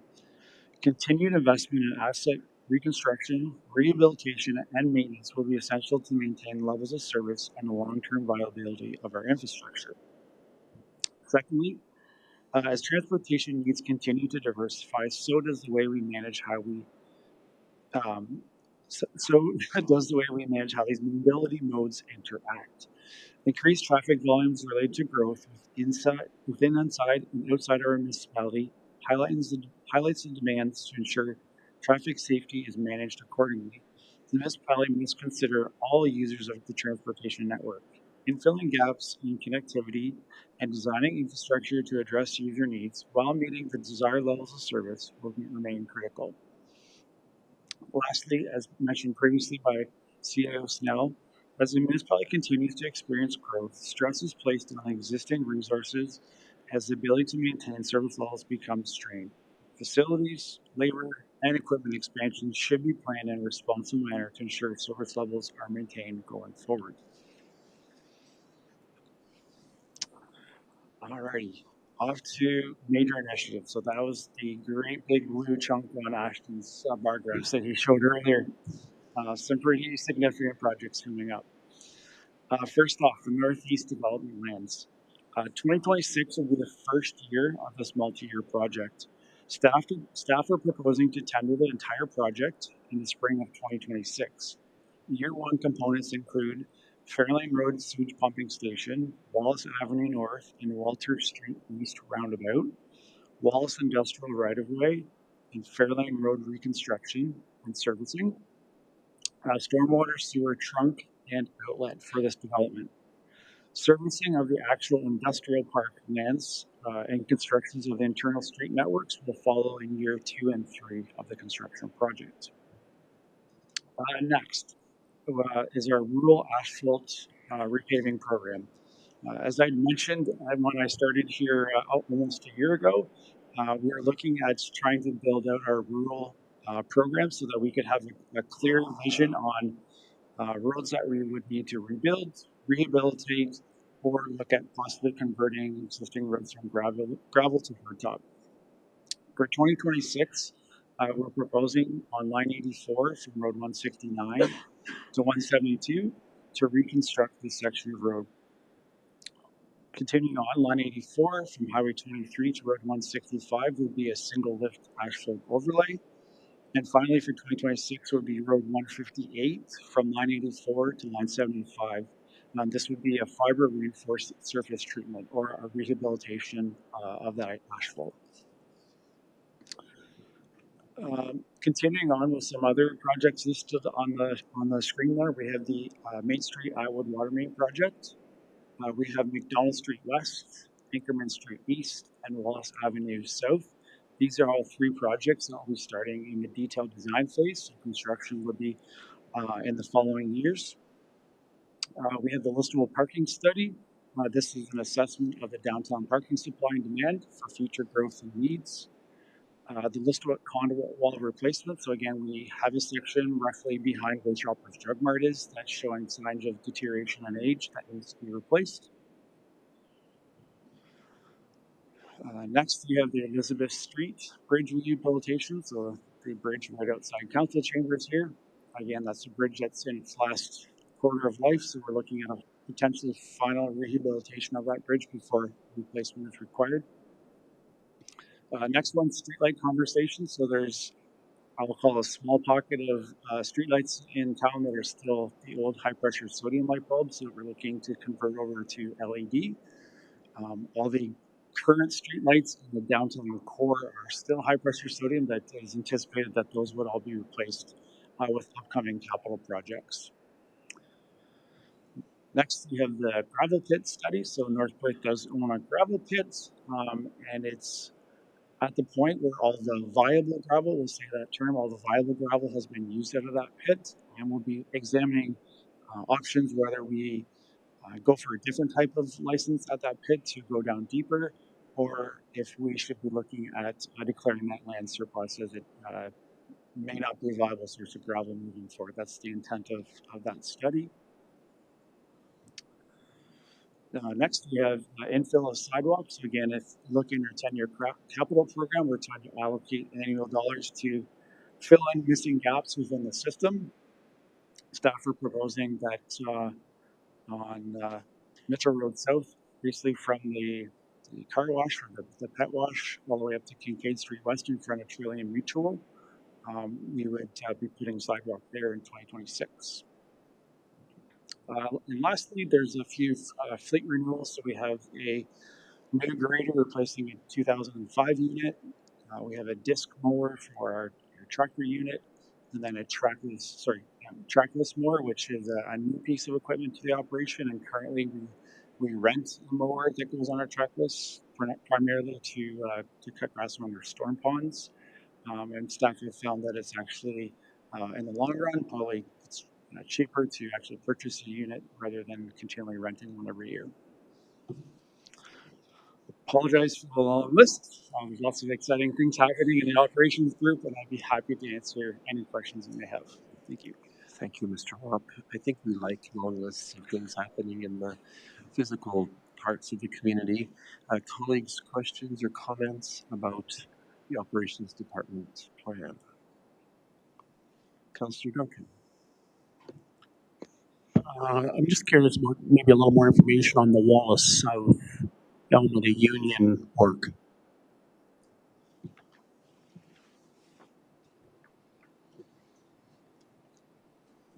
So through the mayor, just looking for the scope of the project, or Yeah.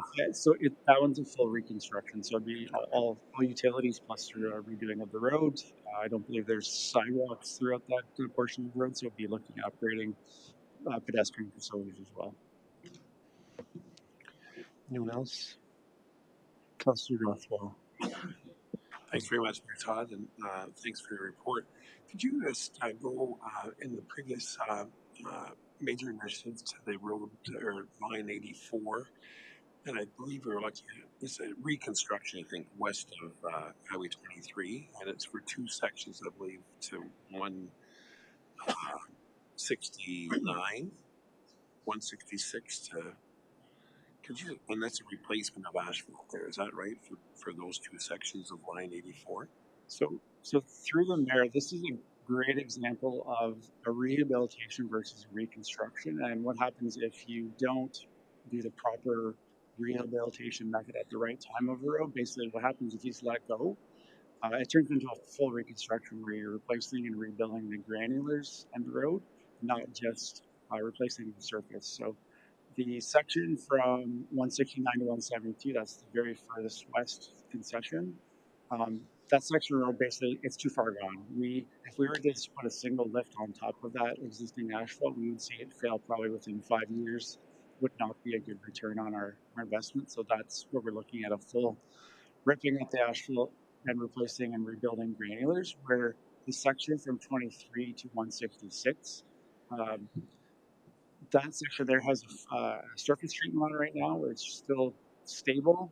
The profile's looking good. Those are the candidates where we want to look at doing a rehabilitation. In this case, just one single lift of asphalt, and you're looking at 15 to 20 years of added life to that asphalt. So I'm glad that we can show these two. These are the when we talk about asset management of replacing and doing maintenance on your assets at the proper intervals and proper times. This is a good example where, one project to reconstruct a concession, we can rehabilitate 2 to 3 concessions at the same cost. And just if I may, Mayor Todd, so again, that section of line 84 west of Highway 23 or Road 164 through to 166, this was one of the areas that was talked about as part of the bypass long term. I don't believe that this project is necessitated by that. This is just is a reconstruction or reconfiguration of that road. Correct. Thank you. Okay. Thank you. Anyone else with a question or comment? Councillor Andreessen. Thank you through you, Mayor Kasenberg. My question is regarding the bypass. On page 118, which is line 5603, it's regarding growth.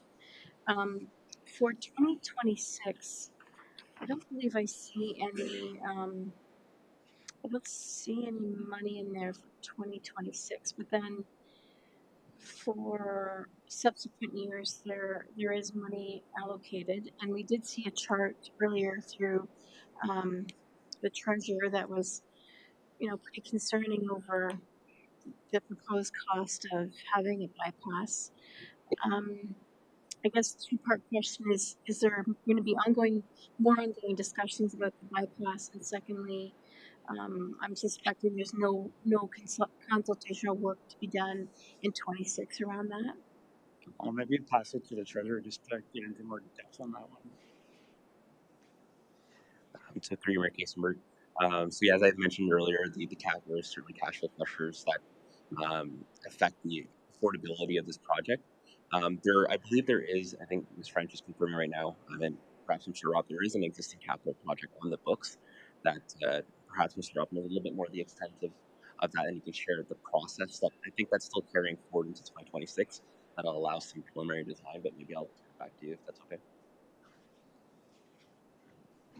Yeah, through the mayor. So we just wrapped up the comprehensive assessment report. So that was kind of a milestone on that project. And then the next major milestone would be considering an environmental assessment for that project. So we don't show that in 2026. We typically like to do that approximately a year before we look at getting into construction. So that would be consideration for 2027 to start those or initiate those works. Okay, thank you for the clarification. You can believe I applied a little bit of pressure, but I think the answer is reasonable in the course of earlier discussions about this. Thank you. Anyone else with questions or comments here? Councillor Johnston. Thank you. The 158 from line 84 to line 75, fiber mat. What do you mean by fiber mat? So through the mayor, the fiber mat is just another way of saying a surface treatment. But what they're adding to their surface treatment now, where they spray an emulsified asphalt and put the stone on top and then packed it in. I'm sure most people have seen or heard what a surface treatment is. What the fiber mat is, it actually adds polymer fibers into that mix, and what it's helping eliminate doing is allowing that crack to come up and show through the surface treatment. So it's kind of like a crack seal and coating and replacing the wear surface all at the same time. And we have multiple examples around North Perth where we've seen fiber mat last well in excess of 10 years. We're using trap rock stone, which is like a black coarse aggregate. So to the uneducated, it looks like a new asphalt road for quite so many years. And we're seeing very good results on it. And again, 158, excuse me, is a good example of a road that's some sections are 5, 6, 7, 8 years old from when it was last paved. Now is the right time to do a preventative rehabilitation to that road to get another 10, 15, 20 years easily out of that before we need to do another strategy or look at it again. If we let it go, you're going to fall into the example of 984 where you're going to need to do more major asphalt works sooner than expected. Yes. If I might ask, and I'll come to you next, Councillor Duncan. So there has been some sort of popular or unpopularity, maybe that's the right term, of the chip seal surface treatment in the community. Some of it was done on race course. Thank you. I'll borrow that term. I think some was done up in Wallaceville, if I'm not mistaken, in that area. So how does this fiber mat technique compare to the chip seal approach that we've used and that was not so popular in the past? Yep, through your mayor. So, from my recollection, the not so popular was through the village of Trowbridge, and the stone or the chip that was used on that road was just it's hard to explain. It was a rounded stone, so it was a little bit harder for it to seal into the asphalt, where the trap rock or the black looking seal is more of a coarse or it has more angular edges, so it does tend to pack in quicker. That's not to say it doesn't react the same way as any stone dust road, is that people are used to seeing for those first week or two while the stones are being packed into the asphalt emulsion. There is a potential for it to fly off. So I think we are committed to getting more information out, reducing speed limits on that section of road while it's being treated. And just to highlight the importance of why we're doing it, right? It's very, very short-term pain for a long-term gain on the impact that it has on improving our asphalt roads. Okay, thank you. Councillor Duncan? Just one question about the asphalt resurfacing program. I've had quite a number of complaints about line 60 east of Highway 23. Just wondering if that's in the program in the near future.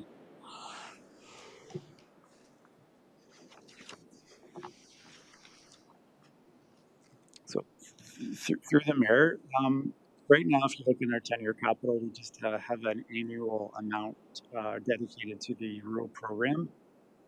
And staff have actually broken that out in preparation for tonight. So I can tell you that line 60 is in fact part of our upcoming 5-year plans. And I think what we'll strive to do maybe for next budget season is actually break those out into their own individual projects so council can see our reconstruction, our rehabilitation, and our gravel conversion programs, so they have more opportunity to kind of get a sense for what's coming up and maybe help staff understand if there's other priorities out there that staff aren't seeing. I think that would be wonderful. Thank you very much. Thanks. Anyone else with a question? Councillor Rothwell? Mayor Todd, through you, not necessarily a question. I appreciate the question of Councillor Duncan.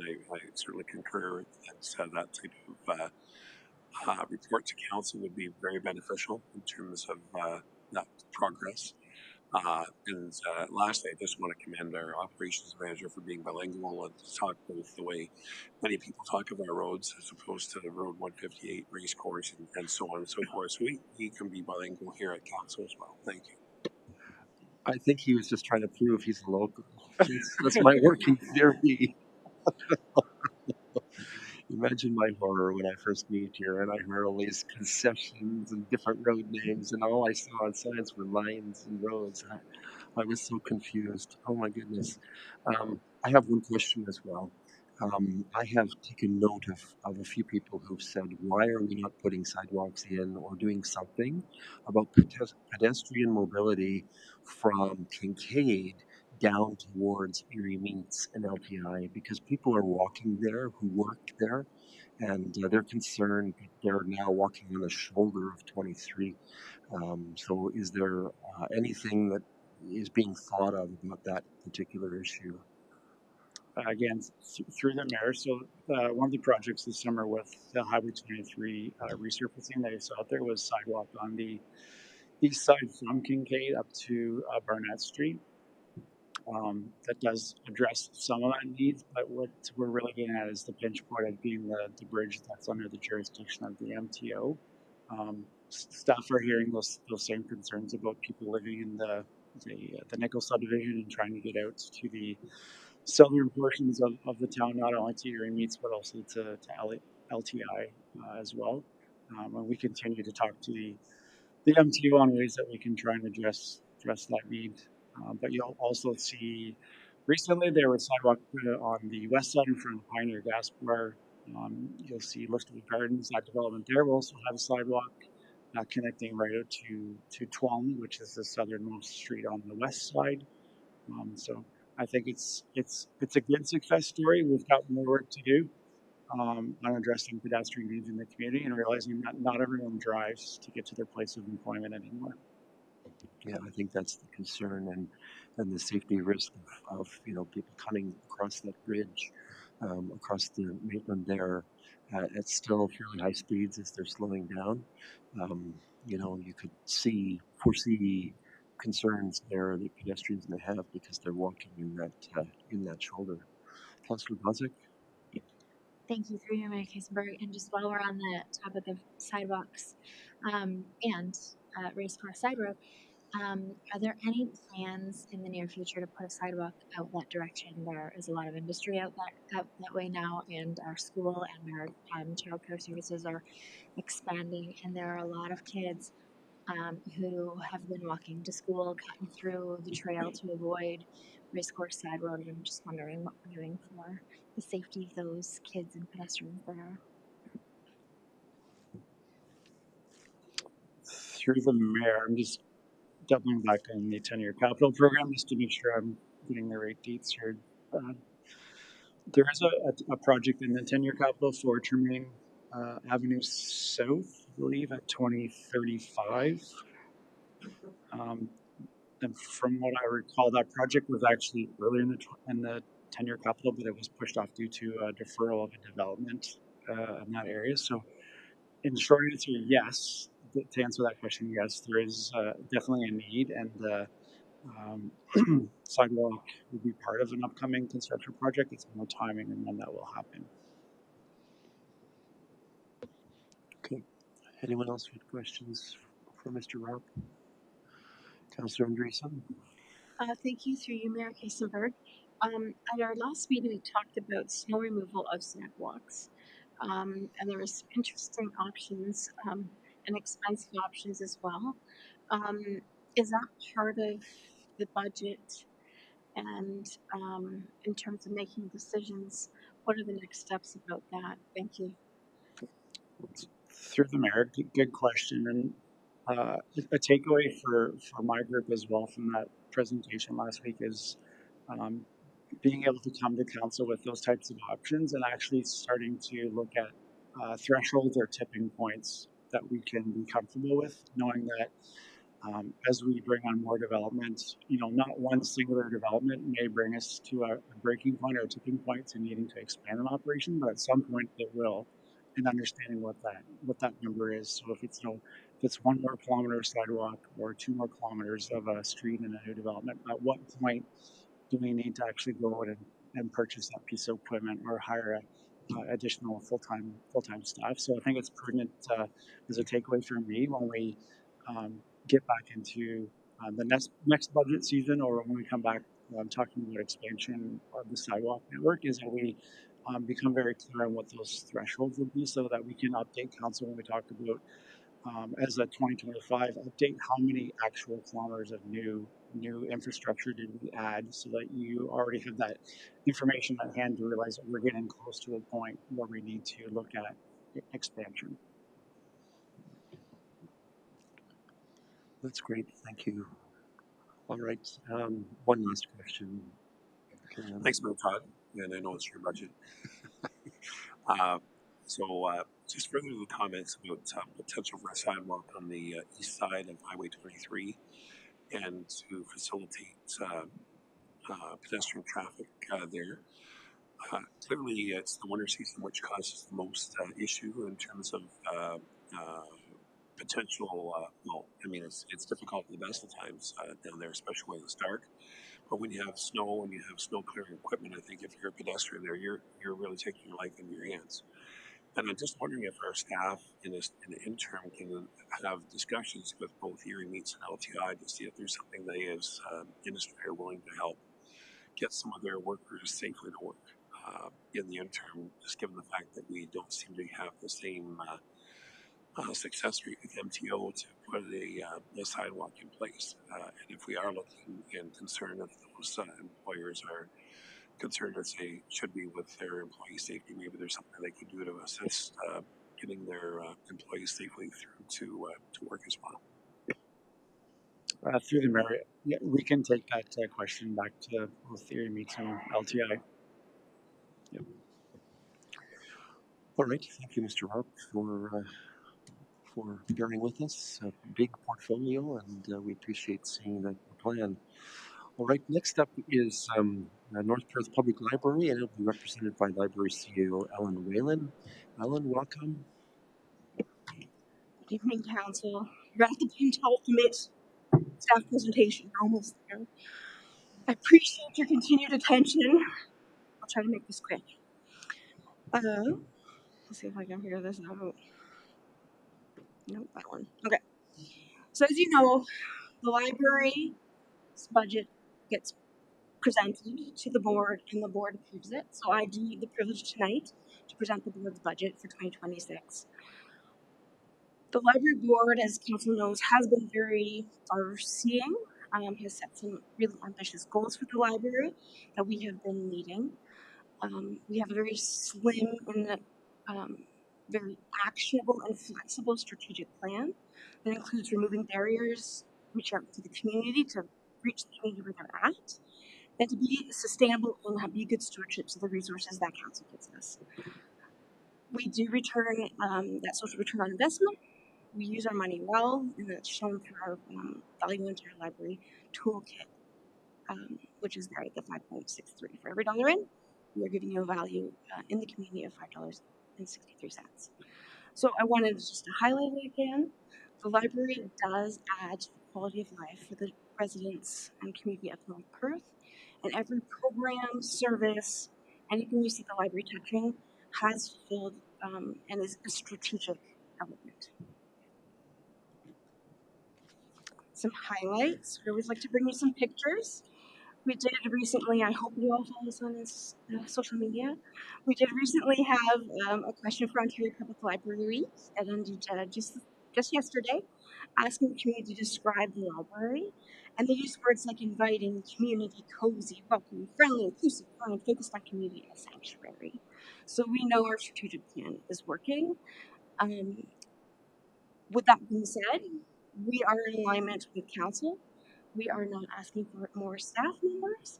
One of our highlights here is that we have finalized a new organizational structure, which has given the library a large capacity to meet this goal, to meet our strategic plan. And you'll see that in some of our KPIs here, with a 40% increase in summer reading programming. So that's kids entering the library, participating in a program. We increased 40%, which is huge. We had a 10% increase in participation to the Children's Summer Reading Challenge, which I think we had about 50% last year, like to completion. So we are getting kids to read all summer to maintain those literacy levels.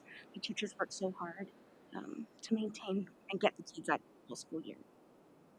You'll see even we're engaging adults through participation adults in the programming at 52% increase as well. We're always looking at new partnerships. It's already been mentioned. We have now the full gas multimeter with the fire department. We also had passes this year to the Cadillac Sunflower Farm. We could enter that space for free. We've had amazing support from our community this year. And because of the increased capacity of our coordinator community connections, that can only go bigger. We did roll out our staff service excellence plan, which is one of our priorities, is that we're making sure we are meeting people where they're at, but also getting them connected to the resources that they need and that they want. That includes connecting them to municipal resources, to Set 7, to English learning programs. People come to the libraries first to get that connection. We did redevelop our library volunteer programming, looking at the whole scope of it. We have some very engaged volunteers, including a lot of the summer students getting their volunteer hours through innovative programs like drawing, coloring sheets, and bookmarks to give us great programming where we give them hours. And that's been very well took and helped us build a really good relationship with the high school and listed here. We did lead the Perth County Friends through our libraries. The Perth County Reads initiative, which just ended a couple weeks ago. We invited Dan Needles to speak in Perth East. Staff work collaboratively with Perth East and all Perth County libraries, the way we do. And Dan Needles was a pretty big hit if you're familiar with his work. And one thing we always focus on in our library world is that accessibility piece. Each staff kind of goes through an intensive based on their work focus each year.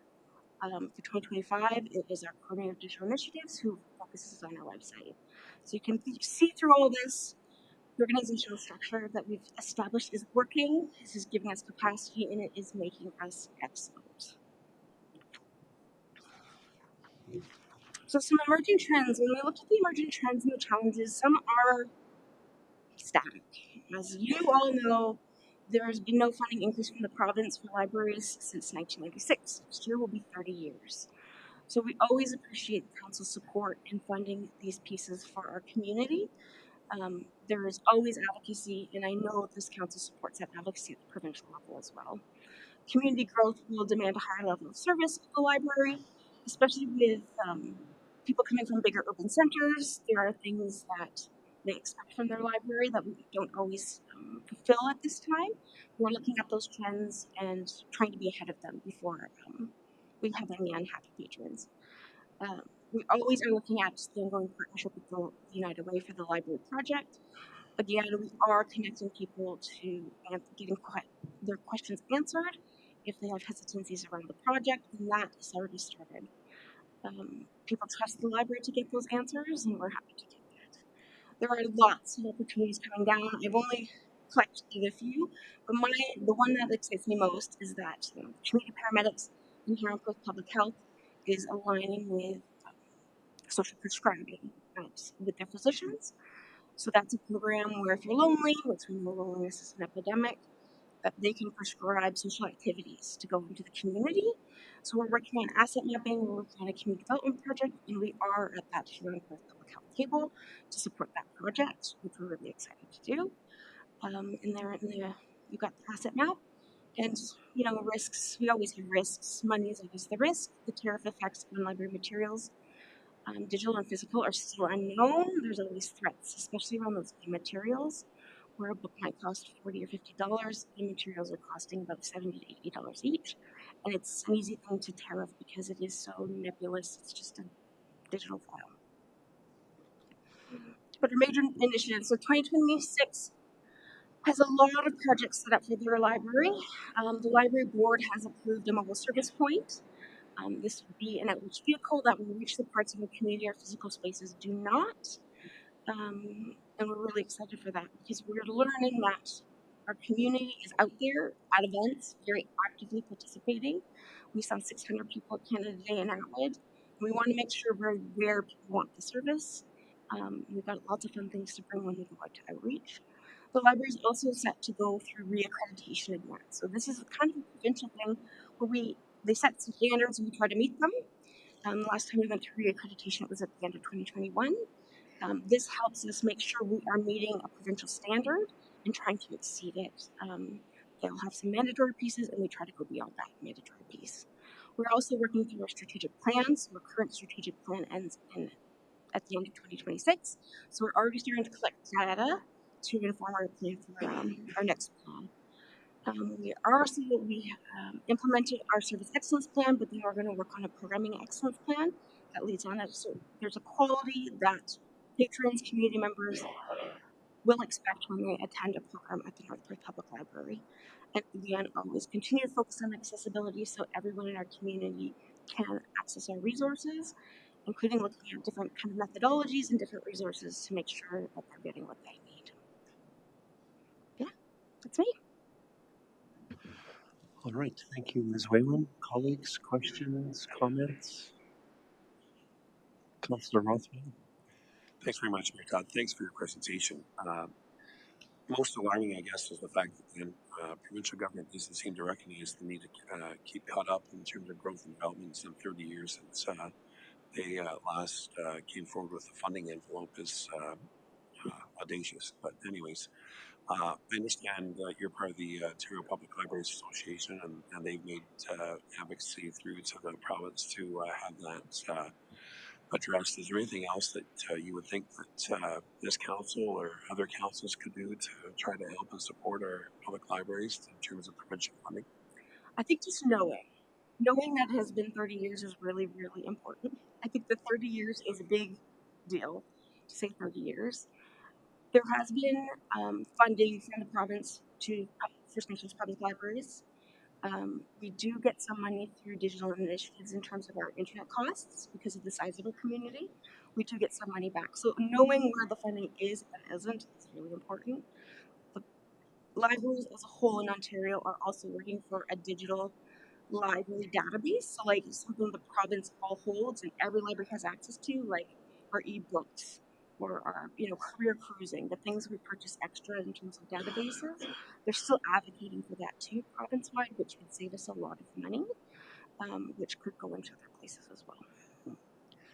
Just further, I was doing some reading local or CBC, I guess it was, in terms of the fact that publishers, your ebook services, that whole realm of the library, costs a lot of money. And unlike buying a physical book, which you can keep in your on the shelf for some period of time, my understanding is that when you acquire the digital rights for that book of some description, it's only for usually for a period of time, and then you lose access to that. Obviously, what you're just talking about is trying to address some of that issue, right? Yes, so there's different models for the e-funding. So you can have like you could buy it and say 10 check-ins, and then it disappears from your database. Or it can be metered, or it can say you can have it for this amount of time, and you have to keep buying them. So we're actually a participant in Download Library Consortium, which is with Kitchener Waterloo Public Library, so and within PCIN. So we're really privileged, but it would be amazing if the province just went, we'll pay for it, right? One big library for the province, and then we could decide to supplement the ad service by continuing that piece because there's often very long wait lists if you're an ebook reader. And we can make that decision then because it would save us some budget. Yeah. Good luck with that. Thanks very much. Thanks. We have a great advocacy team in Ontario. Anyone else? I'm not seeing any, so thank you, Ms. Whalen. All right, our last presentation, and Ms. Whalen gave us a hint that it was our last presentation tonight, is from Listowel BIA. Nicholas Wang Lao Lan is the coordinator. Welcome. Let me just adjust this here for myself. All right. Thank you, Your Worship. Thank you, Council. On behalf of my own colleagues, thank you for the time and attention that you've given us today. I will be quick, but I will be effective in this presentation here. So, just before we get into it, I do want to give some context. Myself, I've been in the role for 6 months now. So, everything about this presentation is leading up to what I do know. But feel free to ask anything. I'm more than prepared to address any of your concerns. And secondly, on that, just for some historical context, the BIA has always been in a very healthy financial position. We've always followed the budget that's given to us annually by the tax levy meticulously. So, based off that, we have no concerns on our efforts going into 2026. Awesome. So, I just wanted to give some overview to the BIA. Our focus has always been to the very community members that make up our local businesses. And being here in this role, one word that always comes up to me is the emphasis of culture. And part of the BIA is we want to stand behind that word as well, in that the very community is also built based off the very local business owners that make the culture, that make the ability to shop local, that make the ability to keep their dollars locally. So I take real pride in the expectation to uphold that value of the word culture. And we've always seen that in our 4 pillars here. So we've kind of always had the 4 pillars being the ability to drive commerce back to the businesses, always falling away to be non-biased in that sense. And the second component of our pillar is always the beautification. We do manage the flower beds, the banners, the ability to implement new public art realms. So we do take pride in that as well, which we are planning into 2026. And the third pillar is just being able to drive more traffic flow on a consistent basis throughout the year. We do see a lot of holiday peaks, such as right now, going into Christmas. There's always going to be a lot more commerce that way. But the BIA's focus is going to be how do we make that a more consistent and a more routine focus for the people of this community and outside of our community to shop all year round. And the last thing is always the marketing of that name, the marketing, the ability to promote our space as ability to travel downtown, as a space to be downtown, and a space to enjoy all of the different types of retail in different industries that we offer. So let's talk about our wins first here. Over this year, our first win is on the community engagement aspect. So we have run 2 major events. In the summer, we did the 150th block party in conjunction to our homecoming. So keynote with that is that we really introduce a lot more of our community partners, such as United Way, such as early on, and all of the ability to have those community partners be part of the event to put that branding and that image of us being unified together as a community. So that feature in the summer there went well. We had just about 1,000 attendees, which was lovely, and we really were able to drive through a lot of our local efforts through the vendor market and other features in that space. And then we did our first annual spring clean, which is just lovely, just from an imaging standpoint, just as the municipality herself. We really wanted to be innovative in how we're treating our very own business owners. So we did our first run at our spring clean. It went very well. We had a lot of great response, just being able to see publicly that we are being able to clean the space that very makes a space of what this tax levy is made up of. And then we're heading right into our Deck the Halls event. So that will be this Friday. I hope to see you over there. But we do want to make that space also slightly different to the community engagement feature of the Block Party, that we're wanting to drive more into getting people to share and going around. So we are going to still be at the Warden Up the Grove, but we're going to have features to really promote all the businesses. This is the week of their Christmas open houses, exclusive deals, being able to offer that feature so there is some sort of differentiation in what we're doing as a BIA for our community engagement piece. The second win that we got here going on is our strategic partnership. We always invested right back into locally, utilizing the ranch, utilizing Listowel Manor, Blackburn Media, even though not local to Listowel, still close in our area, and always being able to market effectively through the people in our surrounding area. So we've always been strategic in that sense, and also additionally being able to partner with the municipality of North Perth for the community square, and being able to use some of our budget towards the umbrellas. In that sense, always finding ways to be strategic is a big feature for our board and the BIA. And then our third win is our organizational excellence. So this year we did do the 150th banner. It was ran by and won by our local artist Greg Stubbs, and that very feature and how we delivered the banner and how we scoped out local artists and used the North Perth Arts Council as RFP. We had a lot of other BIAs and other communities reach out and being able to ask how did our process go, taking semblance of it and implementing into their own communities because they want to allow that more art culture feel in their communities. So we did lead as a trailblazer in that sense for this banner program, and we do want to take that and continue it forward. So that third win on our organizational excellence was really helpful with the 150th banners that we had. And then our last is the asset management. We're just wrapping up with our Christmas committee, and we're going to be presenting more decorations to decorate our local downtown space with. We just kind of went into a 3-year hiatus of of not getting decorations, but going into 2026, it is a priority to invest in more decorations on a more consistent basis for long term, just to allow more innovation for the assets that we have in our community. And then also we do have the startup and the maintenance of our welcome signs on all 4 entryways, north, south, east, and west, which we are going to be making sure that we do improve it, not just maintain it with new flashings and getting a sense from the masonries on how to improve the space. So that's the wins on behalf of the BIA there. So moving into our emerging trends, keeping focus and highlighted to the fact that I have been here in 6 months, this is based off my own perception in the role. In collaboration with the Chamber, we are noticing that there is quite a bit of unclaimed shop local dollars. And part of the BIA's focus is we want to improve resources that we currently have. So with that being a local feature to support local economy, we want to find a way to take a new innovative stance at that. So based off that discovery, we're taking this opportunity to be using a new program, which is going to implement allowing the community to win shop local dollars on a monthly basis. And in that month, having 2 wins. So on really in a bi-weekly basis from January all the way to December, there will always be opportunities to win 500 shop local dollars to allow people to wish to go into the community all year round.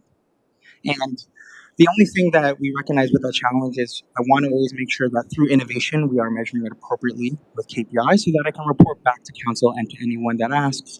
And that runs right into the risks component there is that This role in itself has always been one coordinator at 24 hours.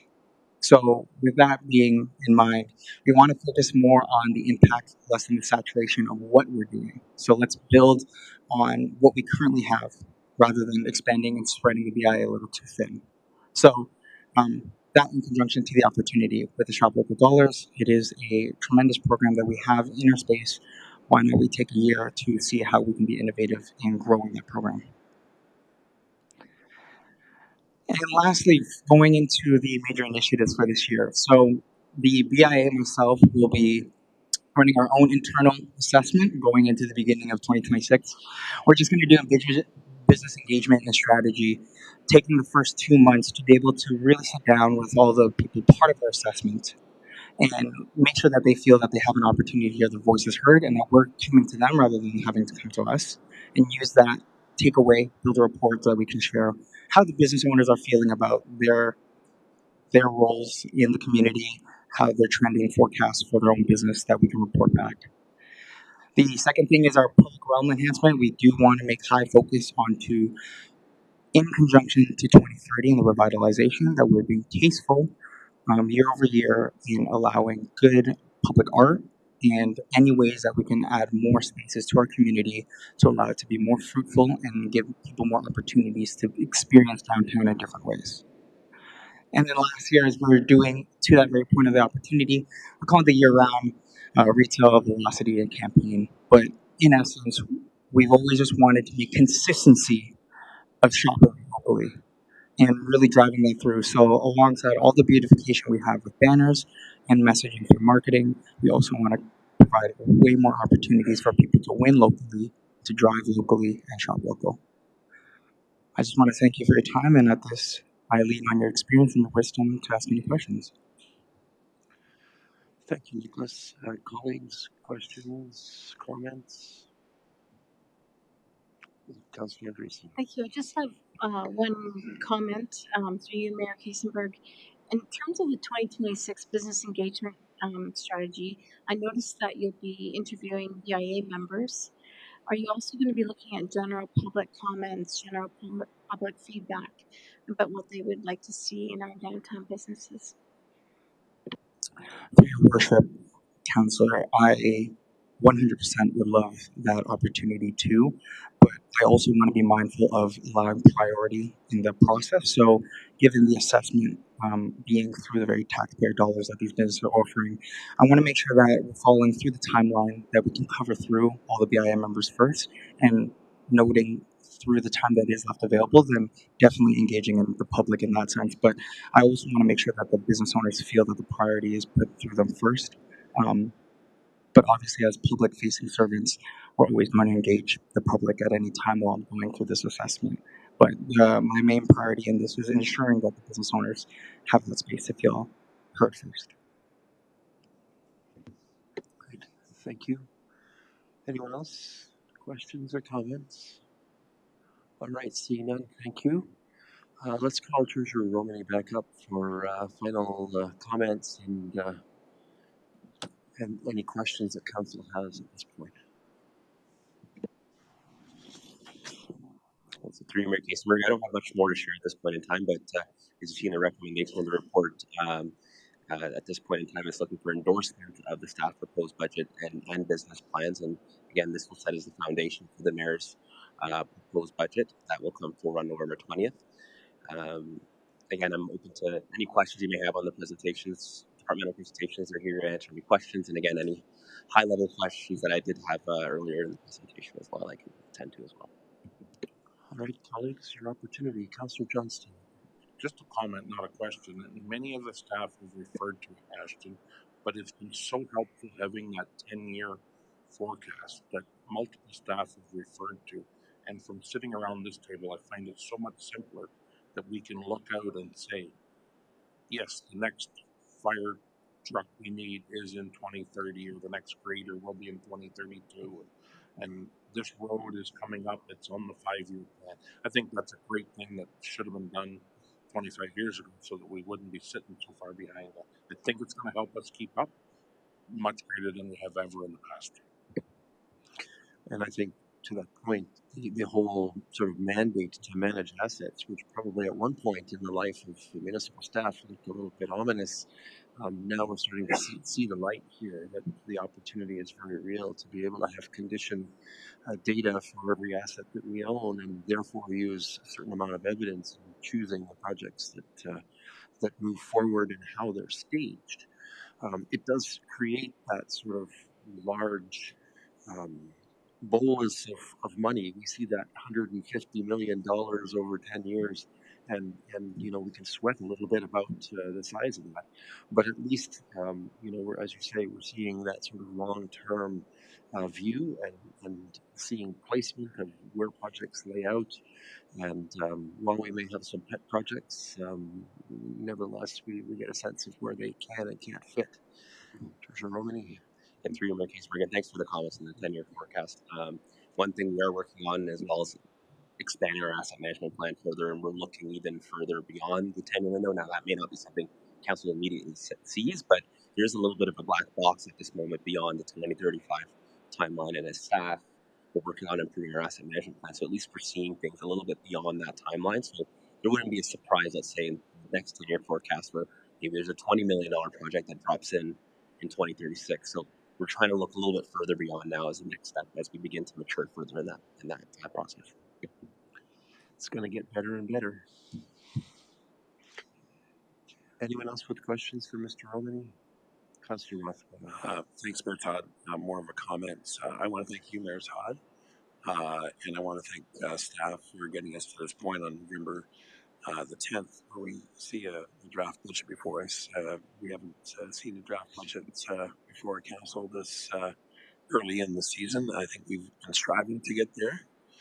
And I guess we can thank the province of Ontario for getting us there through the strong mayor powers. I wish it wasn't quite like that. Nevertheless, I believe you, Mayor Todd, have taken on the role as mayor, and your comments before to this council and to the public that we do have a council that does work well together. And I appreciate the confidence that you have had in your staff as well as this council to bring us to this point. So I do look forward to ongoing discussions. I believe November 20th is the next date to get us there. But thank you, Mayor Todd, and thank you, staff. Behind every good mayor, every strong mayor, maybe more accurately, is a tremendous staff, and you've hit it on the head. Again, thank you. You're sort of stealing my thunder, but the staff has been absolutely astonishingly good throughout this whole process, and to some degree they have to lead me, right? This strong mayor thing is new, and we're trying to find our way, and so Clerk Carter has been indispensable in sort of pointing the way forward in terms of the requirements. Our team, CEO Snell and Deputy CEO Little, are amazing contributors, and it is clear we have exceptional staff across the organization, and they deserve our confidence. And so Treasurer Romani um, is a very special treasurer. He can explain things to at least this less than informed mayor at times, and it makes sense, and and it's comprehensive enough that we understand and can move forward with confidence. And so we're very fortunate to have him and his team with us as well. I see many of you here, and you know who you are. We appreciate it. Staff has done really well tonight, I think, in presenting to us the summaries and answering our questions. I, you know, I I find myself using this word. We are blessed with a great team, and I'm very grateful for them all the time. All right. Colleagues, anything that stuck out here? I mean, you might as well ask the question. Things that you saw in this budget that deserve another look before you see what is called the mayor's budget, but essentially is this budget. Um, Anything? All right. Councillor Andreessen? Thank you through you, Mayor Kasenberg. I did have that question around the sidewalks. Remember the last meeting I had mentioned this evening about some of the concerns around those options. is that something that has to be revisited at another meeting? Just a question, thanks. Yeah, I think the strategy around sidewalks will come back forward. I think public works or operations has been sort of sent away to do their homework, and I've actually seen them in meetings, so I know that they're doing their homework and talking about how to sort of wrap this up better so that we can make an informed strategic decision about this. My sense, and let me turn to Mr. Rob, really 2026 is status quo at this point with regards to sidewalk and parking lot coverage. And then council will make a decision at some point in 2026, which may affect 2027. Through the mayor, you took the words out of my mouth. That was exactly the strategies will come back to this council at some point in 2026 to review those two options we talked about last week in more detail, with the approach of revisiting this at the 2027 budget deliberations and setting a plan forward. Thank you. Usually I only share a brain with my wife, but Mr. Rock and I apparently share a brain on this one, so thank you. Anyone else?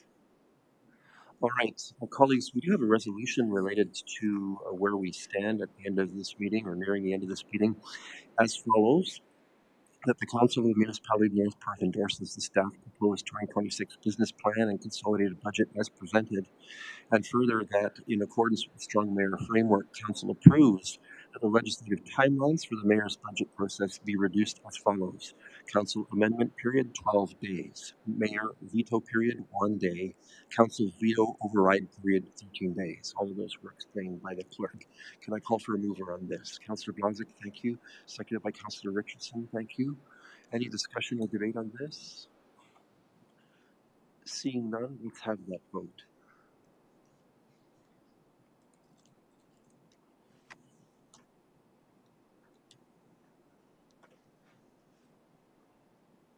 And that is carried. And colleagues, I want to make one more comment, and that is that over the last, yes, go ahead. Sorry, I'll make a comment after you. Go for it. With your making work, I just wanted to take the opportunity again to, although this is just the staff proposed budget, it's a significant step in the process, but I wanted to thank council for your input and collaboration, and you as well, Mayor Kastenberg, and as well my colleagues on the senior management team and the finance team as well. It's been a lot of months of work, and we're excited to take this next step in the process, and just wanted to share my thanks. Thank you. Thank you. Just one more observation, a gentle one. This council, this term of council, in fact, it's been clear from the budget chairs that we've had prior to this, and even into the end of the last term of council, that we wanted to pull forward the budget so that it was available a lot earlier in the calendar year. And we've seen really exceptional work from previous budget chairs at this table, who have worked hard to each year sort of bring it forward another couple of weeks. So the fact that we're essentially they laid the ground for that work, and I think that staff got a sense of that rhythm and has sort of worked with it over the last 3 or 4 years in our processes, and here we are. We're able to look at the possibility of a budget being passed before the end of the year that applies to the full year that lies ahead. So I think it's also worthy that we I express at least, some appreciation to previous budget chairs who did the work of pulling it forward progressively from as late as April, as I recall. So here we are coming in December. All right, we have the opportunity to confirm our actions tonight through the confirmatory bylaw. I have a resolution, bylaw enablement resolution to that end as follows. At bylaw number 116-2025, being a bylaw to confirm generally previous actions of the Council of the Municipality of North Perth is hereby passed. Moved by Councillor Andreessen, seconded by Councillor Richardson. Thank you. Any discussion or debate on this? Seeing none, let's have that vote.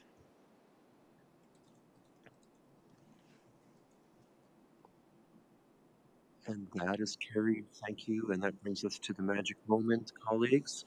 The magic moment where I, first of all, announced that there's nothing on our agenda tonight that we did that I'm going to veto. So I'm letting you know that in accordance with those powers, I will sign a decision that says that nothing will be changed. And that means we can consider adjournment at this hour as follows: that the council meeting adjourns at 8:50 p.m. to meet again for general council business on Monday, November 17th, 2025 at 7 p.m. Can I call for mover? Councillor Rothwell, seconded by Councillor Andreessen.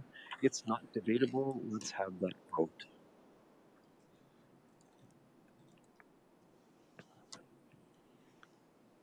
And that is carried. Colleagues, our next regular council meeting is Monday, November 17th, 2025 at 7 p.m. Until our next